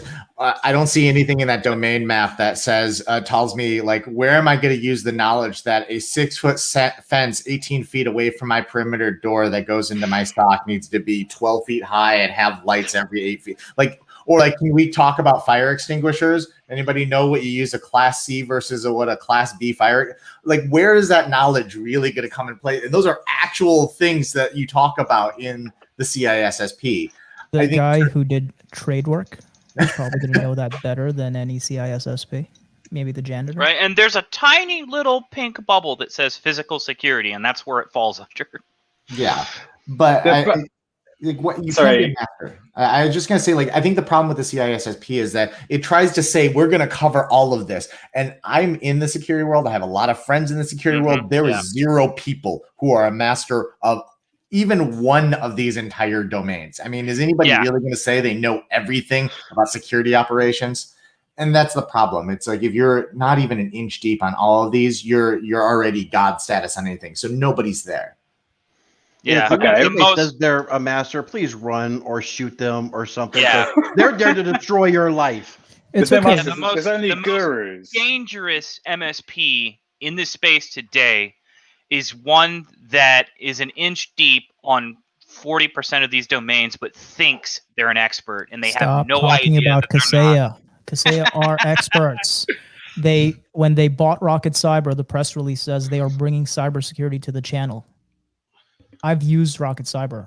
It's like having a tap that's full on, flooding into the streets with nothing actionable. Okay, can I say one thing, right? So I'm not a huge fan of certs in general. I come from a development background. A lot of the guys that were certified developers and security experts never really correlated exactly to their real world experience. But the thing is, if you don't have that, what do you have? What is there to all these people who are looking for experts? How do you tell if someone knows what they're talking about or not? You go Yeah, on it's the not true, Clubhouse. You go on the Clubhouse and you listen to everyone who is fishing you saying they are an expert. Yeah. Okay. I agree with you there. Like, certs these days are almost meaningless. I mean, like, I only have just enough certs so I can be an expert witness and a lawyer can cross-examine me and I pass voir dire. Like, that's it. That's the only reason I have certs. Because they're almost all meaningless. Now, some might argue things like OSCP and, like, GSP Plus and some of the real respected certs can make a difference, but in the end, it's all just an HR game. Right, but what else is there? I know that's the question, right? What do we replace it with? And that's People with the $1 million question. So I can tell you, since I've become a CEH, certified ethical hacker, I think I've only been asked for my certification once, and I've done probably 60 penetration tests this year. None of them have ever asked me, "Hey, are you certified in doing this stuff?" What I think it gets down to is having a conversation, knowing and looking up, questions that you should be asking. Here's a great question I always start with. Let's do this. When I sit down with somebody for the first time, one of my first questions I always ask them is, what is it about your network that you don't understand or scares the shit out of you? And let's start having a conversation around that. Most And C-level- if the person that you're talking to can start answering questions that you have a true concern, worry, or zero knowledge about, then you probably have a partner or a vendor or a consultant that you can start having a deeper conversation with. In a similar vein, that you can do is a similar vein question that we ask is we'll go to different key leadership positions in an organization and we'll ask them, if your company was in the newspaper tomorrow, what would be the worst case scenario for you that you were in the newspaper for? And different leadership positions in an organization will have different worst case scenarios. Well, the one thing I will throw out there, Zach, is to, I don't want to quote the ransomware stuff, but I'll just say, pick equipment inside of your building or your office. I come in there, I steal all of your crap, throw it in the back of a U-Haul with, sorry to see that, put a big lock on it and put armed guard around it and say, F you. Then what do you do? Whether it's a ransomware and you can pay me to get the stuff back or not, mimic a data breach. I just stole it. And I don't look for money for it. I'm selling it on the dark web or whatever. But go through these scenarios, and people are not doing this. Yeah, I mean, that's an element of risk analysis, right? So we keep talking about risk. Where would you guys start in educating your peers, yourselves, on risk? How to rate it? Identify it, rate it, and so on. That feels like a Brent question. Well, that's a massive question. We always, I look at from a risk perspective with every client, or when we're partnering with MSPs, or whether it be, we're doing forensic cases and we're testifying, we have to get a background similar to what Recorded Future does, and let's get a 360-degree grasp of who are the players in this organization. Most of the time we see the C-suite individuals, their lack of understanding or technical astuteness creates a vast majority of the risk for the organization. What is the culture of the company? Seriously, that's a question that we leave in the dust oftentimes. I see other data security firms do that. We've had the unique experience when we didn't plan on this being a revenue stream for us, but it directly relates to this. Control Protect has partnered with, or actually been retained by, risk analysis firms. all across the country.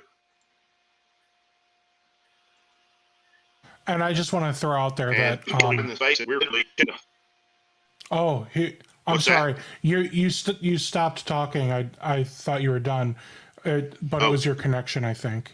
oh, sorry. No, it's okay. I just wanted to throw out there. I tossed a book recommendation from John in the chat. Full disclosure, yes, it is an affiliate link. So, but feel free to Douche. check that out, guys.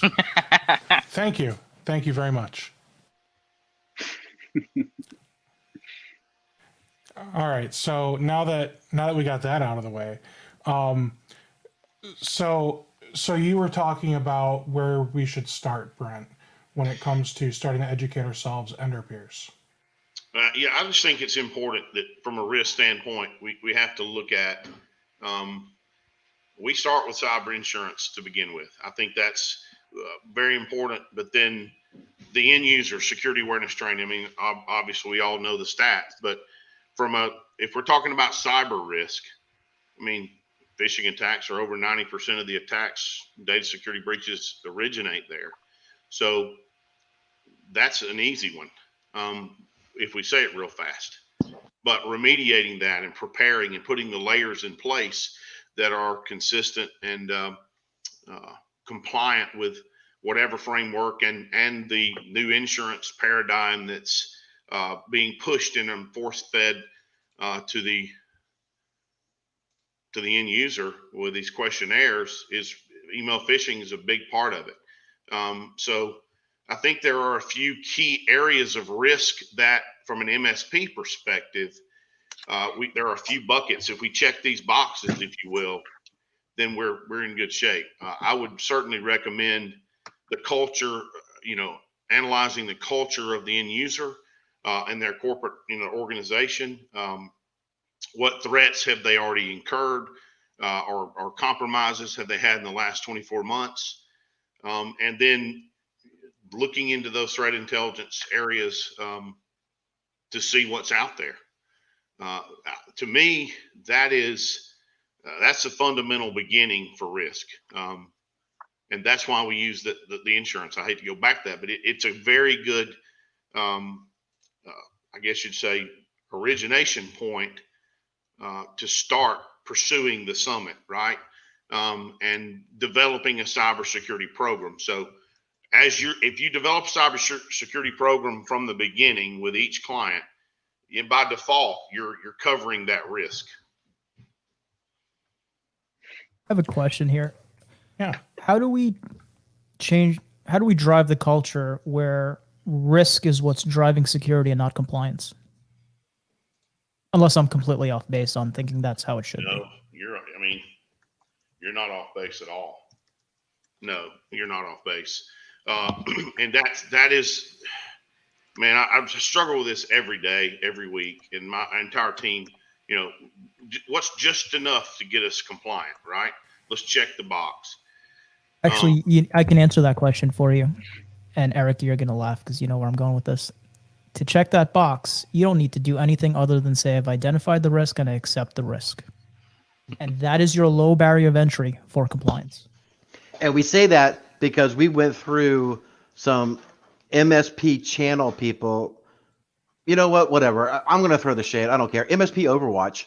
If you go talk to John over there, he'll tell you, you have a certain level of controls to go through, but you could just accept the risk and move on.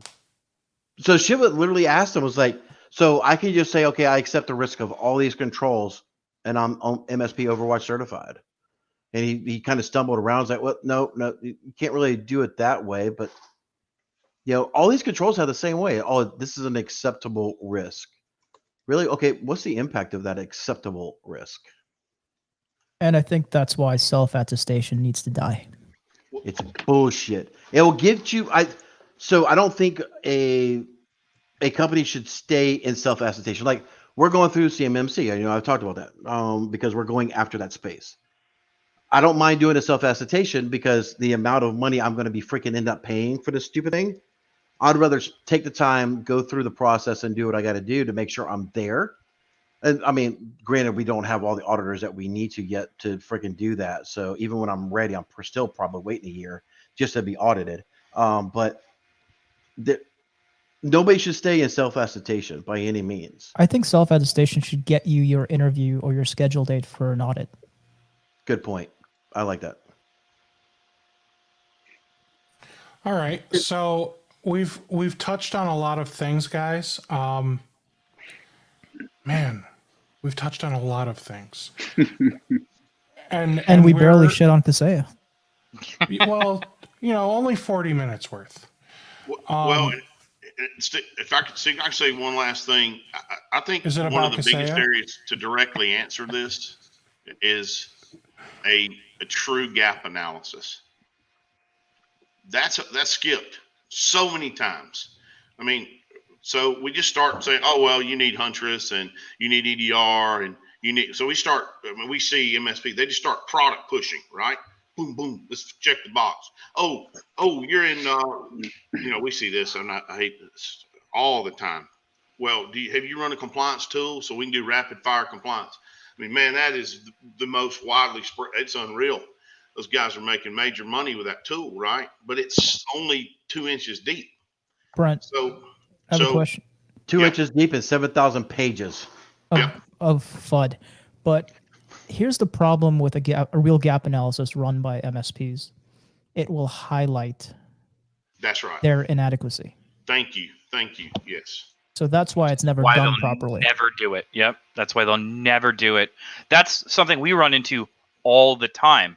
Is when we show up and start doing risk analysis, gap assessments, like the very first thing coming out of the client's mouth is like, well, why wasn't our MSP doing these things? And it's the hardest thing in the world to sit there and say, well, technically it wasn't their job. And that's not their fault, and we aren't their enemy. And the process lives or dies on how the MSP responds to that. But there is one added piece to that, Zach. Sometimes the client doesn't want to pay the MSP to do it. Yeah. True. Well, not sometimes. And Most we'll of the call time. the client out for that too. It's just like, did they offer this to you?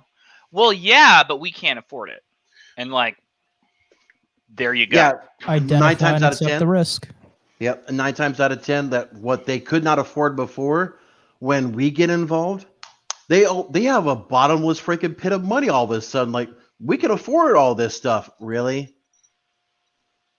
Well, it sounds like we've gone around the barn to basically say, as an MSP, an MSP should look in the mirror and ask themselves, who is hardening their security standards? Because they must clean their house up properly and be compliant. They do need to be utilizing and pulling from multiple resources and aligning themselves. I like what you said, Shiva, about partnering. It's alignment, and get prepared to pay that. I mean, these guys have been racking up. I mean, I know some MSPs that do very well. They do very well. They run very lean, right? And they're very project focused, but they're really not compliant, right? They're not compliant. And that's what lets stuff like Kaseya take place. They're dependent on that one channel, that stack, that one plugin that's within their stack. And so they're heavy on it, and you can't tell them anything. They're hard headed. But unfortunately, before Independence Day, we had a lot of them eating humble pie. One thing I would say is that despite me not caring for Kaseya, it could happen to any vendor, not just RMM. That's it can right. really happen to anyone. That's right. And it's going to happen to someone else this year. Just don't be the douchebag and just sit on your freaking exploits. That's all I'm asking. They all do it. Kaseya is not alone there. A lot of these guys are, they're weighing risk. Do we tell our partners to shut things down while we fix it, or do we hope nothing happens? That's the part. I think that's the part of all of this that really, really pisses me off. If we had a trade association or self-governing body and we That'd be can worse. decide whether or not vendors can do business with us, That's how you can hold our feet to the fire. I like that. I love that actually. But that makes too much sense. So Andy has a good point in the chat. Partnering with a larger company to help assist with security, typically those larger providers don't want to partner with the smaller ones. So that's why small providers tend to rely on their RMM. What do you guys think about that? Andy's absolutely right. But Or that's their why RMM vendor. they got to find somebody and make it part of the process. I mean, we have to. Everybody said it here. We need a fundamental change. Blah blah blah. Whatever. But unless larger companies are willing to work with smaller, or we'll take myself. An incident response and pen testing company is not willing to sit down with these other companies and help educate them about the crap that we see and how to better themselves. You take people who do memory forensics and just name your vertical or specialty of cybersecurity. If they're not willing to sit down and, help educate and bring the tide up, all ships come up with a tide, whatever the analogy is, we're fucked. Well, let's just be honest. So that's one way of looking at things. Hi, my name is Eric. I'm mean. The other way is to just not look at things. Yeah, I'm going to go Isn't that get what coffee MSPs now. do in general anyway? Some of them. Isn't that what all these fancy managed SOCs are for? To make you have the illusion of protection? Yes. So I will say this. We keep saying, or let me rephrase. You guys keep saying MSPs as if all MSPs are the same. Shiva, aren't you technically an MSP? Depends on the day. Okay, so with that said, I mean, aren't you also throwing yourself under that same bus? Listen, I'm not perfect. There's some things I completely fuck up. Okay. But I think I do a lot better in certain things than I do bad on others. I hope. Okay. Well, I mean, just because you think you do like a super good job doesn't Great job. mean it's fine. It doesn't mean that other people are doing, or every other MSP is doing a terrible job. Okay, No, so, but I think in the MSP community, there's a lot of group or hive thinking, and they're still doing that older type of MSP. And- Not that I know what current MSP should be doing. I just know what I do. But no one's willing to push boundaries, make changes, and understand the risk. And that's, to me, what it all boils down to. A lot of people think you can buy an RMM, you can buy an AV, whatever it is, halfway decent firewall, and any type of anti-phishing platform. And that's security to them.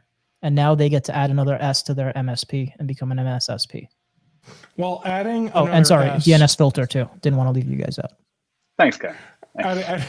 adding that extra S, I think, is where they do something foolish. We know a guy who added the S, and we teased him relentlessly, and he dropped the S. And You got to say his name because I don't know who you're talking about. I'm not going to do it, but you recently added him to your Slack. So with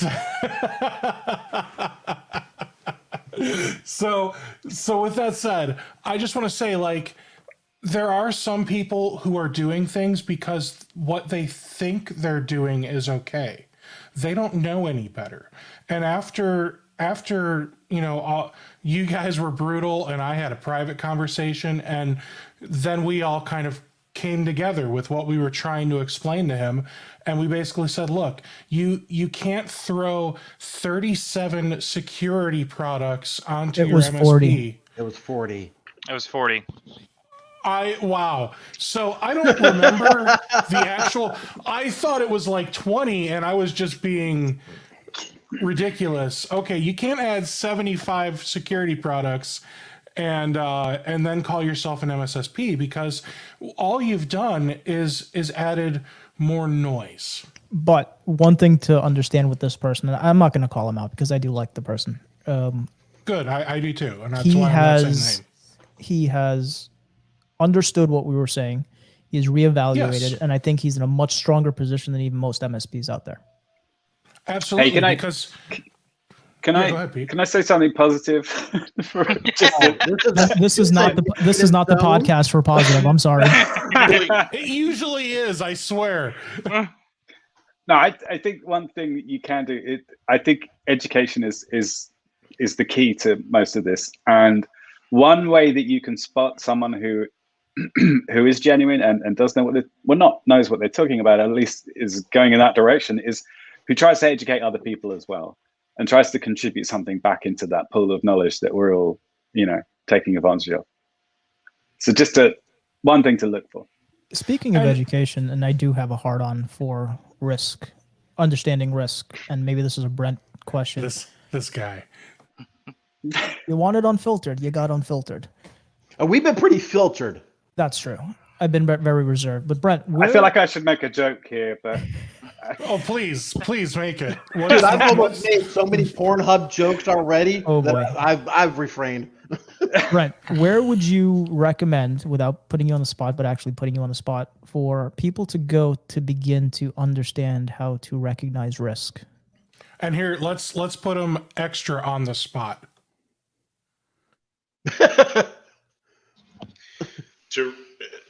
To recognize risk.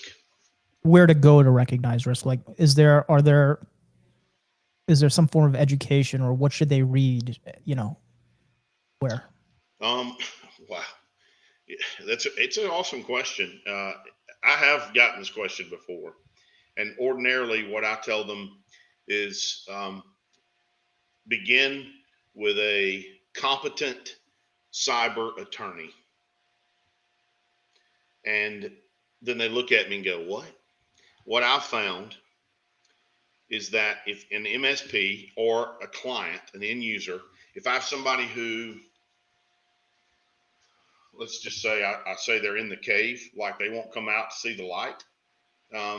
Oftentimes, they look at somebody like myself or one of my guys or my sales guys, even our engineers, and probably all of us on this call, as we're just trying to sell them something.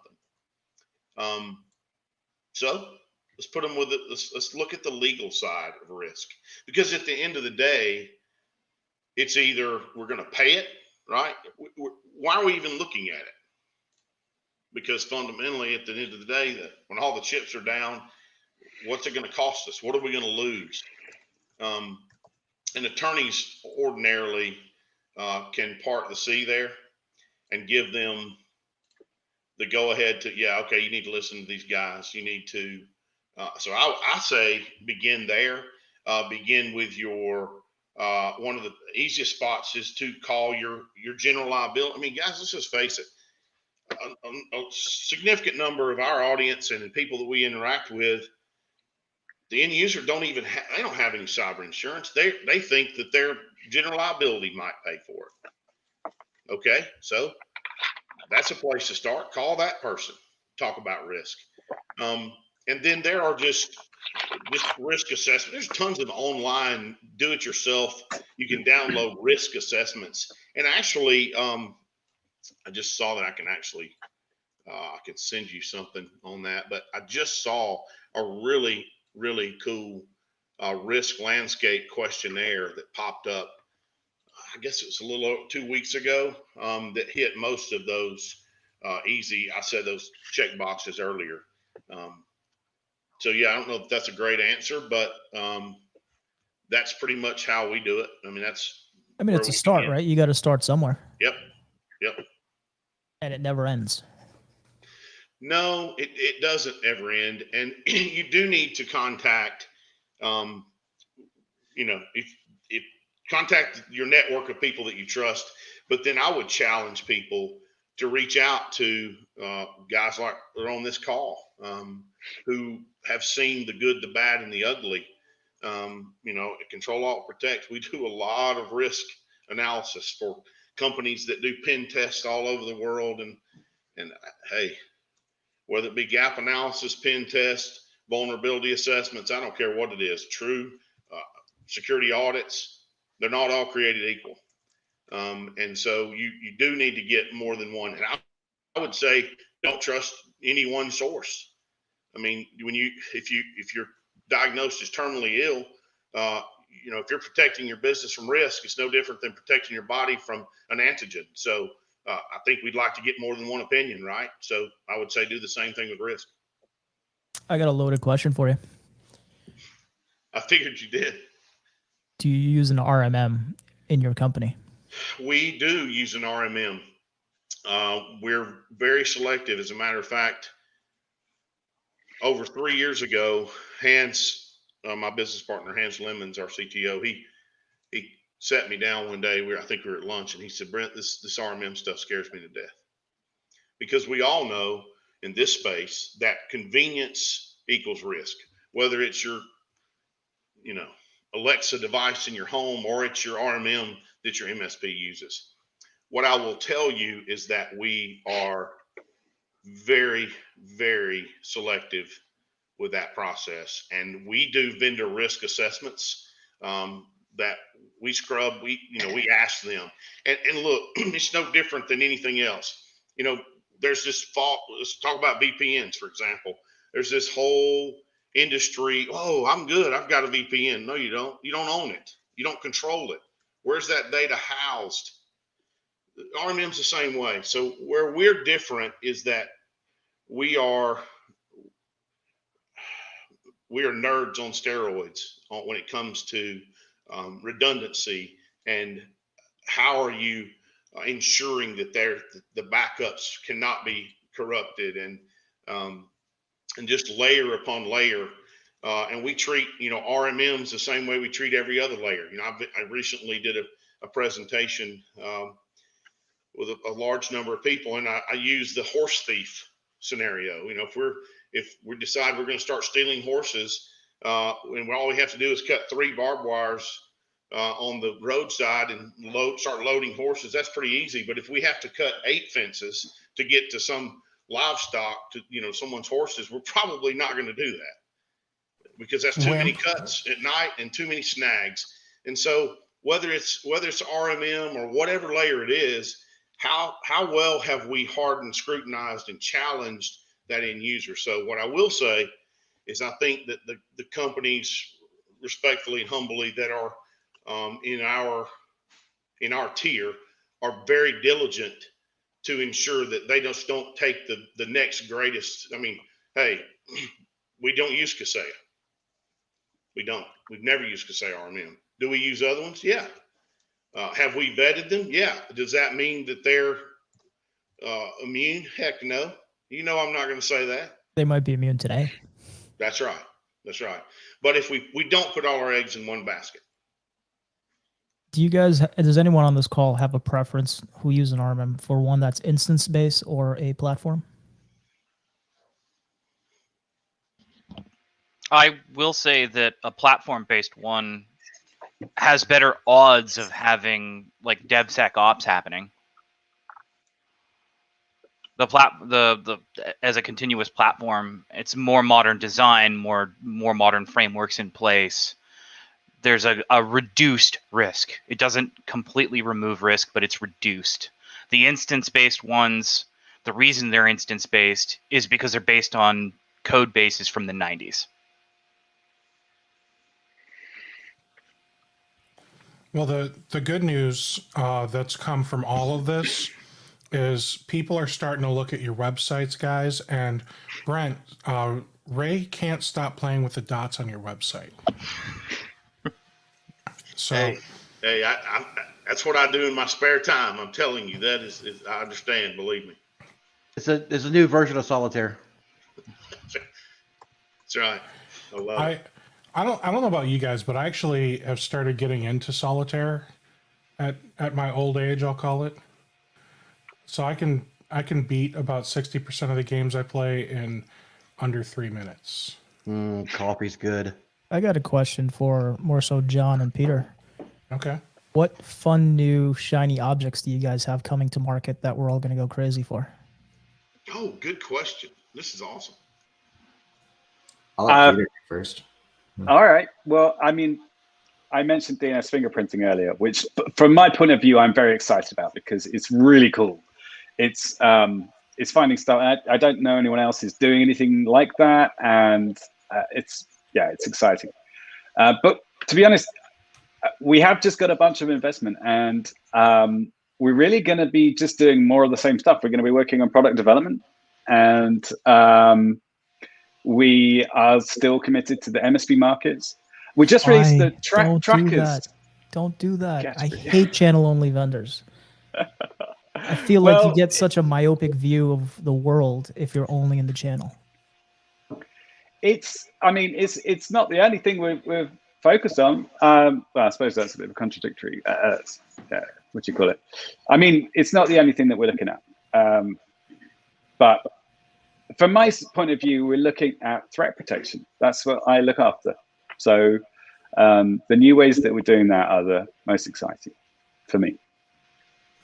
The team over at ConnectWise are creeping on us talking about Kaseya, guys. Thanks for letting me get in there. By the way, that's much obliged. Well, they may not want to go watch this entire podcast and replay then. Yeah. Oh, look, there's a guy, Brian. He said DNS filter, please bring SaaS application audit and control features like yesterday. I will pass on that feedback. Thank you, Brian. All right. So you laugh like John, you've heard that request before. Maybe once or twice. Well, I'm on the threat protection side rather than the product development, so I may have seen it before. Once or twice? Probably from Brian. All right. John, can you, one, I know the question was, what do you have coming down the pike? Cool new features, technology, whatever. But could you actually explain to everyone watching what it is you do and why we should call you? Sure. I'll give the easiest explanation I can think of. The world's data is flowing to the internet, and so it turns it into a giant sensor. We started out by taking a look at that information, parsing it towards the idea of, hey, how about we aggregate IOCs and then put quality standards around it so that if you get, say, a IP or domain, you can get a risk score associated with it based on analytic factors that make sense, right? Like, I don't want to just see, I think somebody was talking about predictive versus reality. Like, a lot of people want to say, hey, if this IP address is doing risk behavior, it's actually associated with things. We have malware associated with it. If there's a domain that's directly like a C2 is something, I want to know about it. And I don't want to have to spend years trying to go through 4 or 5 different things. What's come out of that is we've actually done a lot of cool stuff. And I'll like a quick note on proactive. One of the cool proactive things that we actually do is we have, and I'll talk about cool because it's not necessarily like everybody wants it. We actually scanned the entire IPv4 space, identified, hey, we have a lot of idea of which IPs are risky and which are not. We age it out after a certain time. Let's take a look at the space and see whether or not it is like which IPs will become risky. So we created a machine learning model that'll say, hey, this IP is going to become risky likely in the next 72 hours at a rate of 75% or higher. So it's pretty accurate, but like that's not where people are going to be focusing their energy on. So what we ended up doing is we aggregate, pull in this data, parse it, and then provide out things through like intelligence cards or API feeds that are going to go directly to things like your SIMs, things like your ticketing systems for incident response, to be able to help you understand, hey, what's my threat picture right now? There's a lot of applications for that outside just your general security or threat intelligence space. We do things like in our domain space, hey, can I find out things about like leak credentials or typo squatted domains and get that ahead of time? So we see the registration, but we also see the certificate registration.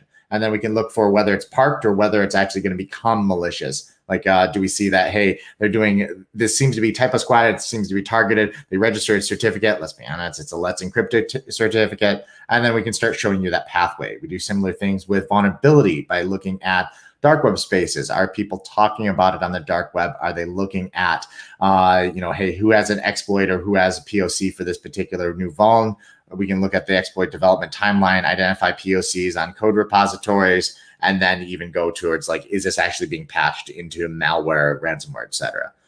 The cooler stuff that we're getting into is going to be in kind of furthering on those spaces. I talked a little bit about third party, where we're looking at, hey, do you have proper configurations on things like SPF filter? The next part is really going to be taking that and saying, hey, where are the spaces that applies? There's two areas that I think are really cool. One is going to be identity. And when we think about it, we're like, hey, what information do you need to know to be actually secure? So we've created an API, which is, I think I can talk about it. We're launching it in like a month. But essentially what it does is it's saying, hey, is this a credential? And then that we've seen out there, is it a leaked credential, newly leaked credential? What do we know about it? Is it match things like, it'll automate some of those things like, hey, do I need to be caring about this? If the credential itself doesn't match our password complexity, we don't care about it. Or is it actively used in our directory? And then we have to be concerned about it. And what do we do with that? The other thing is we've done a bit of reporting on this, which is, we call it network traffic analysis. So this NTA thing is like, it's this space between what happens between your external perimeter and adversary's control network. So we've gotten a telemetry that we're able to monitor through this space and then provide analytics that says, hey, is this appear to be something like someone, a C2 is connected to your network or connected to your enterprise, and it's doing more than just beaconing. Like, we actually see there's network exfiltration happening by looking at it, analyzing things like packet size and like daisy size. What can we tell about that? Because we have really good signature analysis of C2 endpoints, being able to do active scanning, identify them. Now we're starting to link that back and say, hey, where are the networks that are being affected by this? How can we trigger on it? How can we alert? And we've done some really cool reporting on that through, if you look at like Red Echo and Red Foxtrot, they're China-based reporting because it's easier to talk about that. It's easier to focus on that. But we've had a lot of success in other areas as well. I think those are really cool areas because it takes threat intelligence outside of that just generalized feed thing that you're going to be like pulling in an IOC or pulling in like an IP domain threat feed, and really says, hey, how do we take this and make it actionable? How do we drive change in your environment? So I think it's a very fun time to be here. Brent, how about you? What exactly does Control Alt Protect do, and why should MSPs call you? Well, Control Alt Protect has become synonymous with cutting edge hacking detection and consulting. And we pride ourselves on our bench strength and our alliance and partnerships. We do a lot with MSPs. We do come in and do a lot of gap analysis, or depending on the security controls they have in place, we may do an actual IT security audit. But at the end of the day, we're not the company that is going to throw you a $15,000 to $30,000 invoice to do an audit, and while we're in the middle of doing an audit, you've been attacked and whatever. So we look at the layered security approaches. We look at your culture. We do look at your risk, and just comprehensively build a cybersecurity program for you and help you become the cyber coach to mitigate risk and protect your end users. So we are partners. We are not an IT company. We do not want to do what an MSP does. So we always say we don't pee on people's legs. That's not what we do. We're also a forensic company. We do a lot of digital forensics in partnership with legal firms. So we do a lot of expert witnessing. The insurance companies do pay us to come in and do the forensic analysis post-breach, determine how much milk has been spilled, and then oftentimes, they deposition us, do affidavits or expert witnessing. But we really are a full-service cybersecurity firm. We do cover just about it. We don't sell cyber insurance, right? But we do focus on that a lot. And what's the messiest milk spill you've ever encountered? Man. We worked a case. Do we talk about the crazy ex-girlfriend? Yeah. Yeah, that's a good one. we did work a case where it was literally like something out of a movie. Just one of the more complex cases. Secret Service, FBI was involved. They were stumped. It was just every area you could think. I'm not sure that even their cell providers, and I'll call out AT&T, was just shook their head and said, we've never seen anything like this.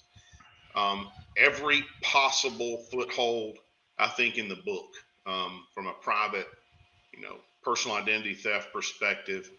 So that I guess on the private sector is one that's that stands out. And I think from larger, we dealt with a huge ransomware case with a hospital and negotiating with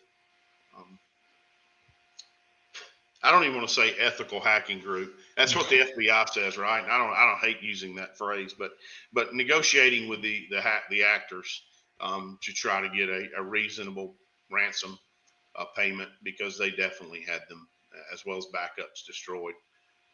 Wow. That's pretty messy. Gets messy fast. So I think those are two that stand out in my mind. Okay. Let's pop over to Zach. Zach, what do you do, and why should MSPs call you? And can you expand on the crazy ex-girlfriend? I actually work very closely with Brent on a lot of joint client operations. My company sort of specializes in security operations. If you remember that mind map, the yellow section that mentioned a lot of things about security operations and SIM and log aggregation and endpoint detection and response, that's kind of our specialty. And we work with Control Alt Protect that specializes in risk analysis, risk mitigation, program development. And we're the component that layers in security operations. And that's kind of what we do. We're the technical arm of risk management. And as far as the crazy ex-girlfriend, that is a long, drawn-out story and involving a crazy ex, embezzled funds, possibly a stripper, and SIM swapping. SIM card for a cell phone. Yes. Okay. And SMS interception and all kinds of crazy stuff. It was wild. Dude, That that sounds sounds like right up my alley for fun. But yeah, it was it was crazy. It was horrifying. It's like we're under NDA, so like we can't get too deep into it. But it was nuts. Like Brent said, the FBI and Secret Service were like, what the hell, man? All right, let's hop over to Eric. What do you do, sir, and why should MSPs call you? I'm the guy when you want somebody to give it to you straight on what the hell the problem is. So that's really me. So, But it sounds like you're so much of a straight shooter that I think you'll just tell every MSP, yeah, I think actually you're the problem here. I will. I am the guy that I won't sugarcoat it, right? I just won't. So there are times that I will sugarcoat things when I am trying to protect, I guess, some layers of integrity. So we recently had a case come in front of us where the MSP, I won't even call it, the technologist was doing a medical facility, and they were literally changing RDP ports and thinking that was it, that they were secure. And I'm like, no, that and literally your password being Logitech 21, no, No. So, I mean, seriously, what we do, we are an incident response company. So, if you've been compromised or you think you've been compromised, reach out to us. If you want to know, if you want to have what's called a true penetration test, not just a Nessus scan to say, oh, well, here's some potential vulnerabilities that may be there. I mean, there's plenty of tools that are out there that will do, an Nmap scan, a Nessus scan, or something like that. I mean, if you follow, any of the things I do on LinkedIn or whatever, sometimes I get a little harsh about subdomain takeovers and, taking over, Steve's podcast, website, things of that nature. Just, when I get really, really bored and start screwing around with stuff, it's in the interest of fun, and I don't ever do it to be malicious, but it's kind of what we do. And if you're just worried about cybersecurity, I've mentioned it several times here where getting with a company that will help put the landscape out there for you is like, where are the holes in your business? And let me help broker our communication. If it's not in our wheelhouse, let's broker conversation with a company that will do X, Y, or Z. Then let me help broker that conversation. I mean, disclose. I don't get referral fees from many of these folks. Most of the cybersecurity firms don't do referral fees because it is a conflict of interest most of the time. Yeah. So, like I said, pen test, post breach remediation, consulting. And if you're just worried about your cybersecurity, go to our website, schedule a call. Like literally, my website's so easy. It's like, hi, how are you? Here's my calendar. Let's book an appointment. Let's talk.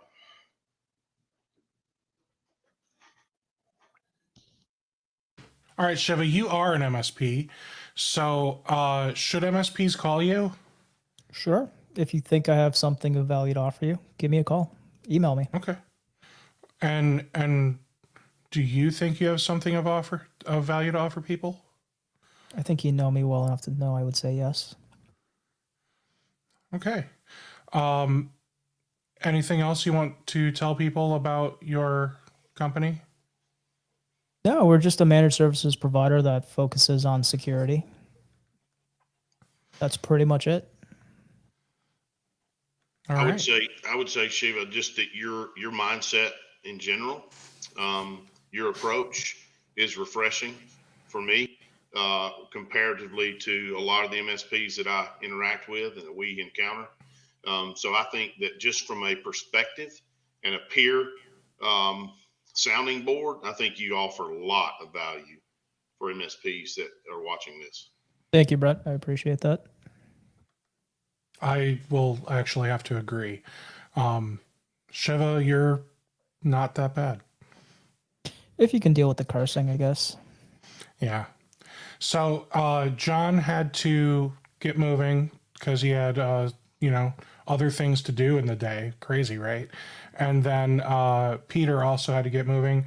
I thought this was like the most important things you guys were going to do. Shiva, what's up? This is your first 3-hour webinar that I actually enjoy, but maybe it's because I'm on it. So Well, so far we're only at 2.5. I mean, we can keep going if you guys want. I got shit to do, man. I do too. And So Peter had to get going, so he couldn't really, speak on this. So I'll do it for him. Check out dnsfilter.com. And you can also check out the podcast episode I did with them just in the last few weeks. Just go to youtube.com/RocketMSP and you'll see it in the list of recently done videos. I've been putting the email addresses up. I'm sorry, not email addresses, website addresses up as people went. So hopefully, if you guys are interested in going to any of those websites, you will be able to do that. So with that said, does anyone else have anything else they would like to share? Eric, I'm sure you have something to share about my beard. Yeah, that you still look like a yard gnome. Yeah. If you're going to allow me to pick on you, I think you still look like a yard gnome. Yeah, I know. So, I have to keep growing it for another couple of weeks. By law. By what, spousal law? No, I'm waiting for the pastor from our church to get back from sabbatical. And then when he does, I'm going to demand that at next year's big event that we do, that we have it be Harry Potter themed, and I want to be Hagrid. Now, see, this is the part where I beat on you because most of your webinars go into off the wall fucking topics about cooking and what you had for dinner the last 3 days. And we're starting to get into that area. I would say my closing piece for this is for any MSP or any practitioner out there, start learning about risk and let it flow from there. Check out those 2 books that John suggested. I tossed them in the chat. There's now two affiliate links in the chat. Double douche. Thank you. I appreciate that, Shiva. Cool. Well, thank you so much for coming out here with me today, guys. I really appreciate Shiva, Eric, Zach, Brent, John, and Peter. You guys seriously could not have done this without you. And for those of you that are still watching after 2 hours, 30 minutes, and 19 seconds, thank you too. What's wrong with you? That too. Take care, everybody. Later. Right.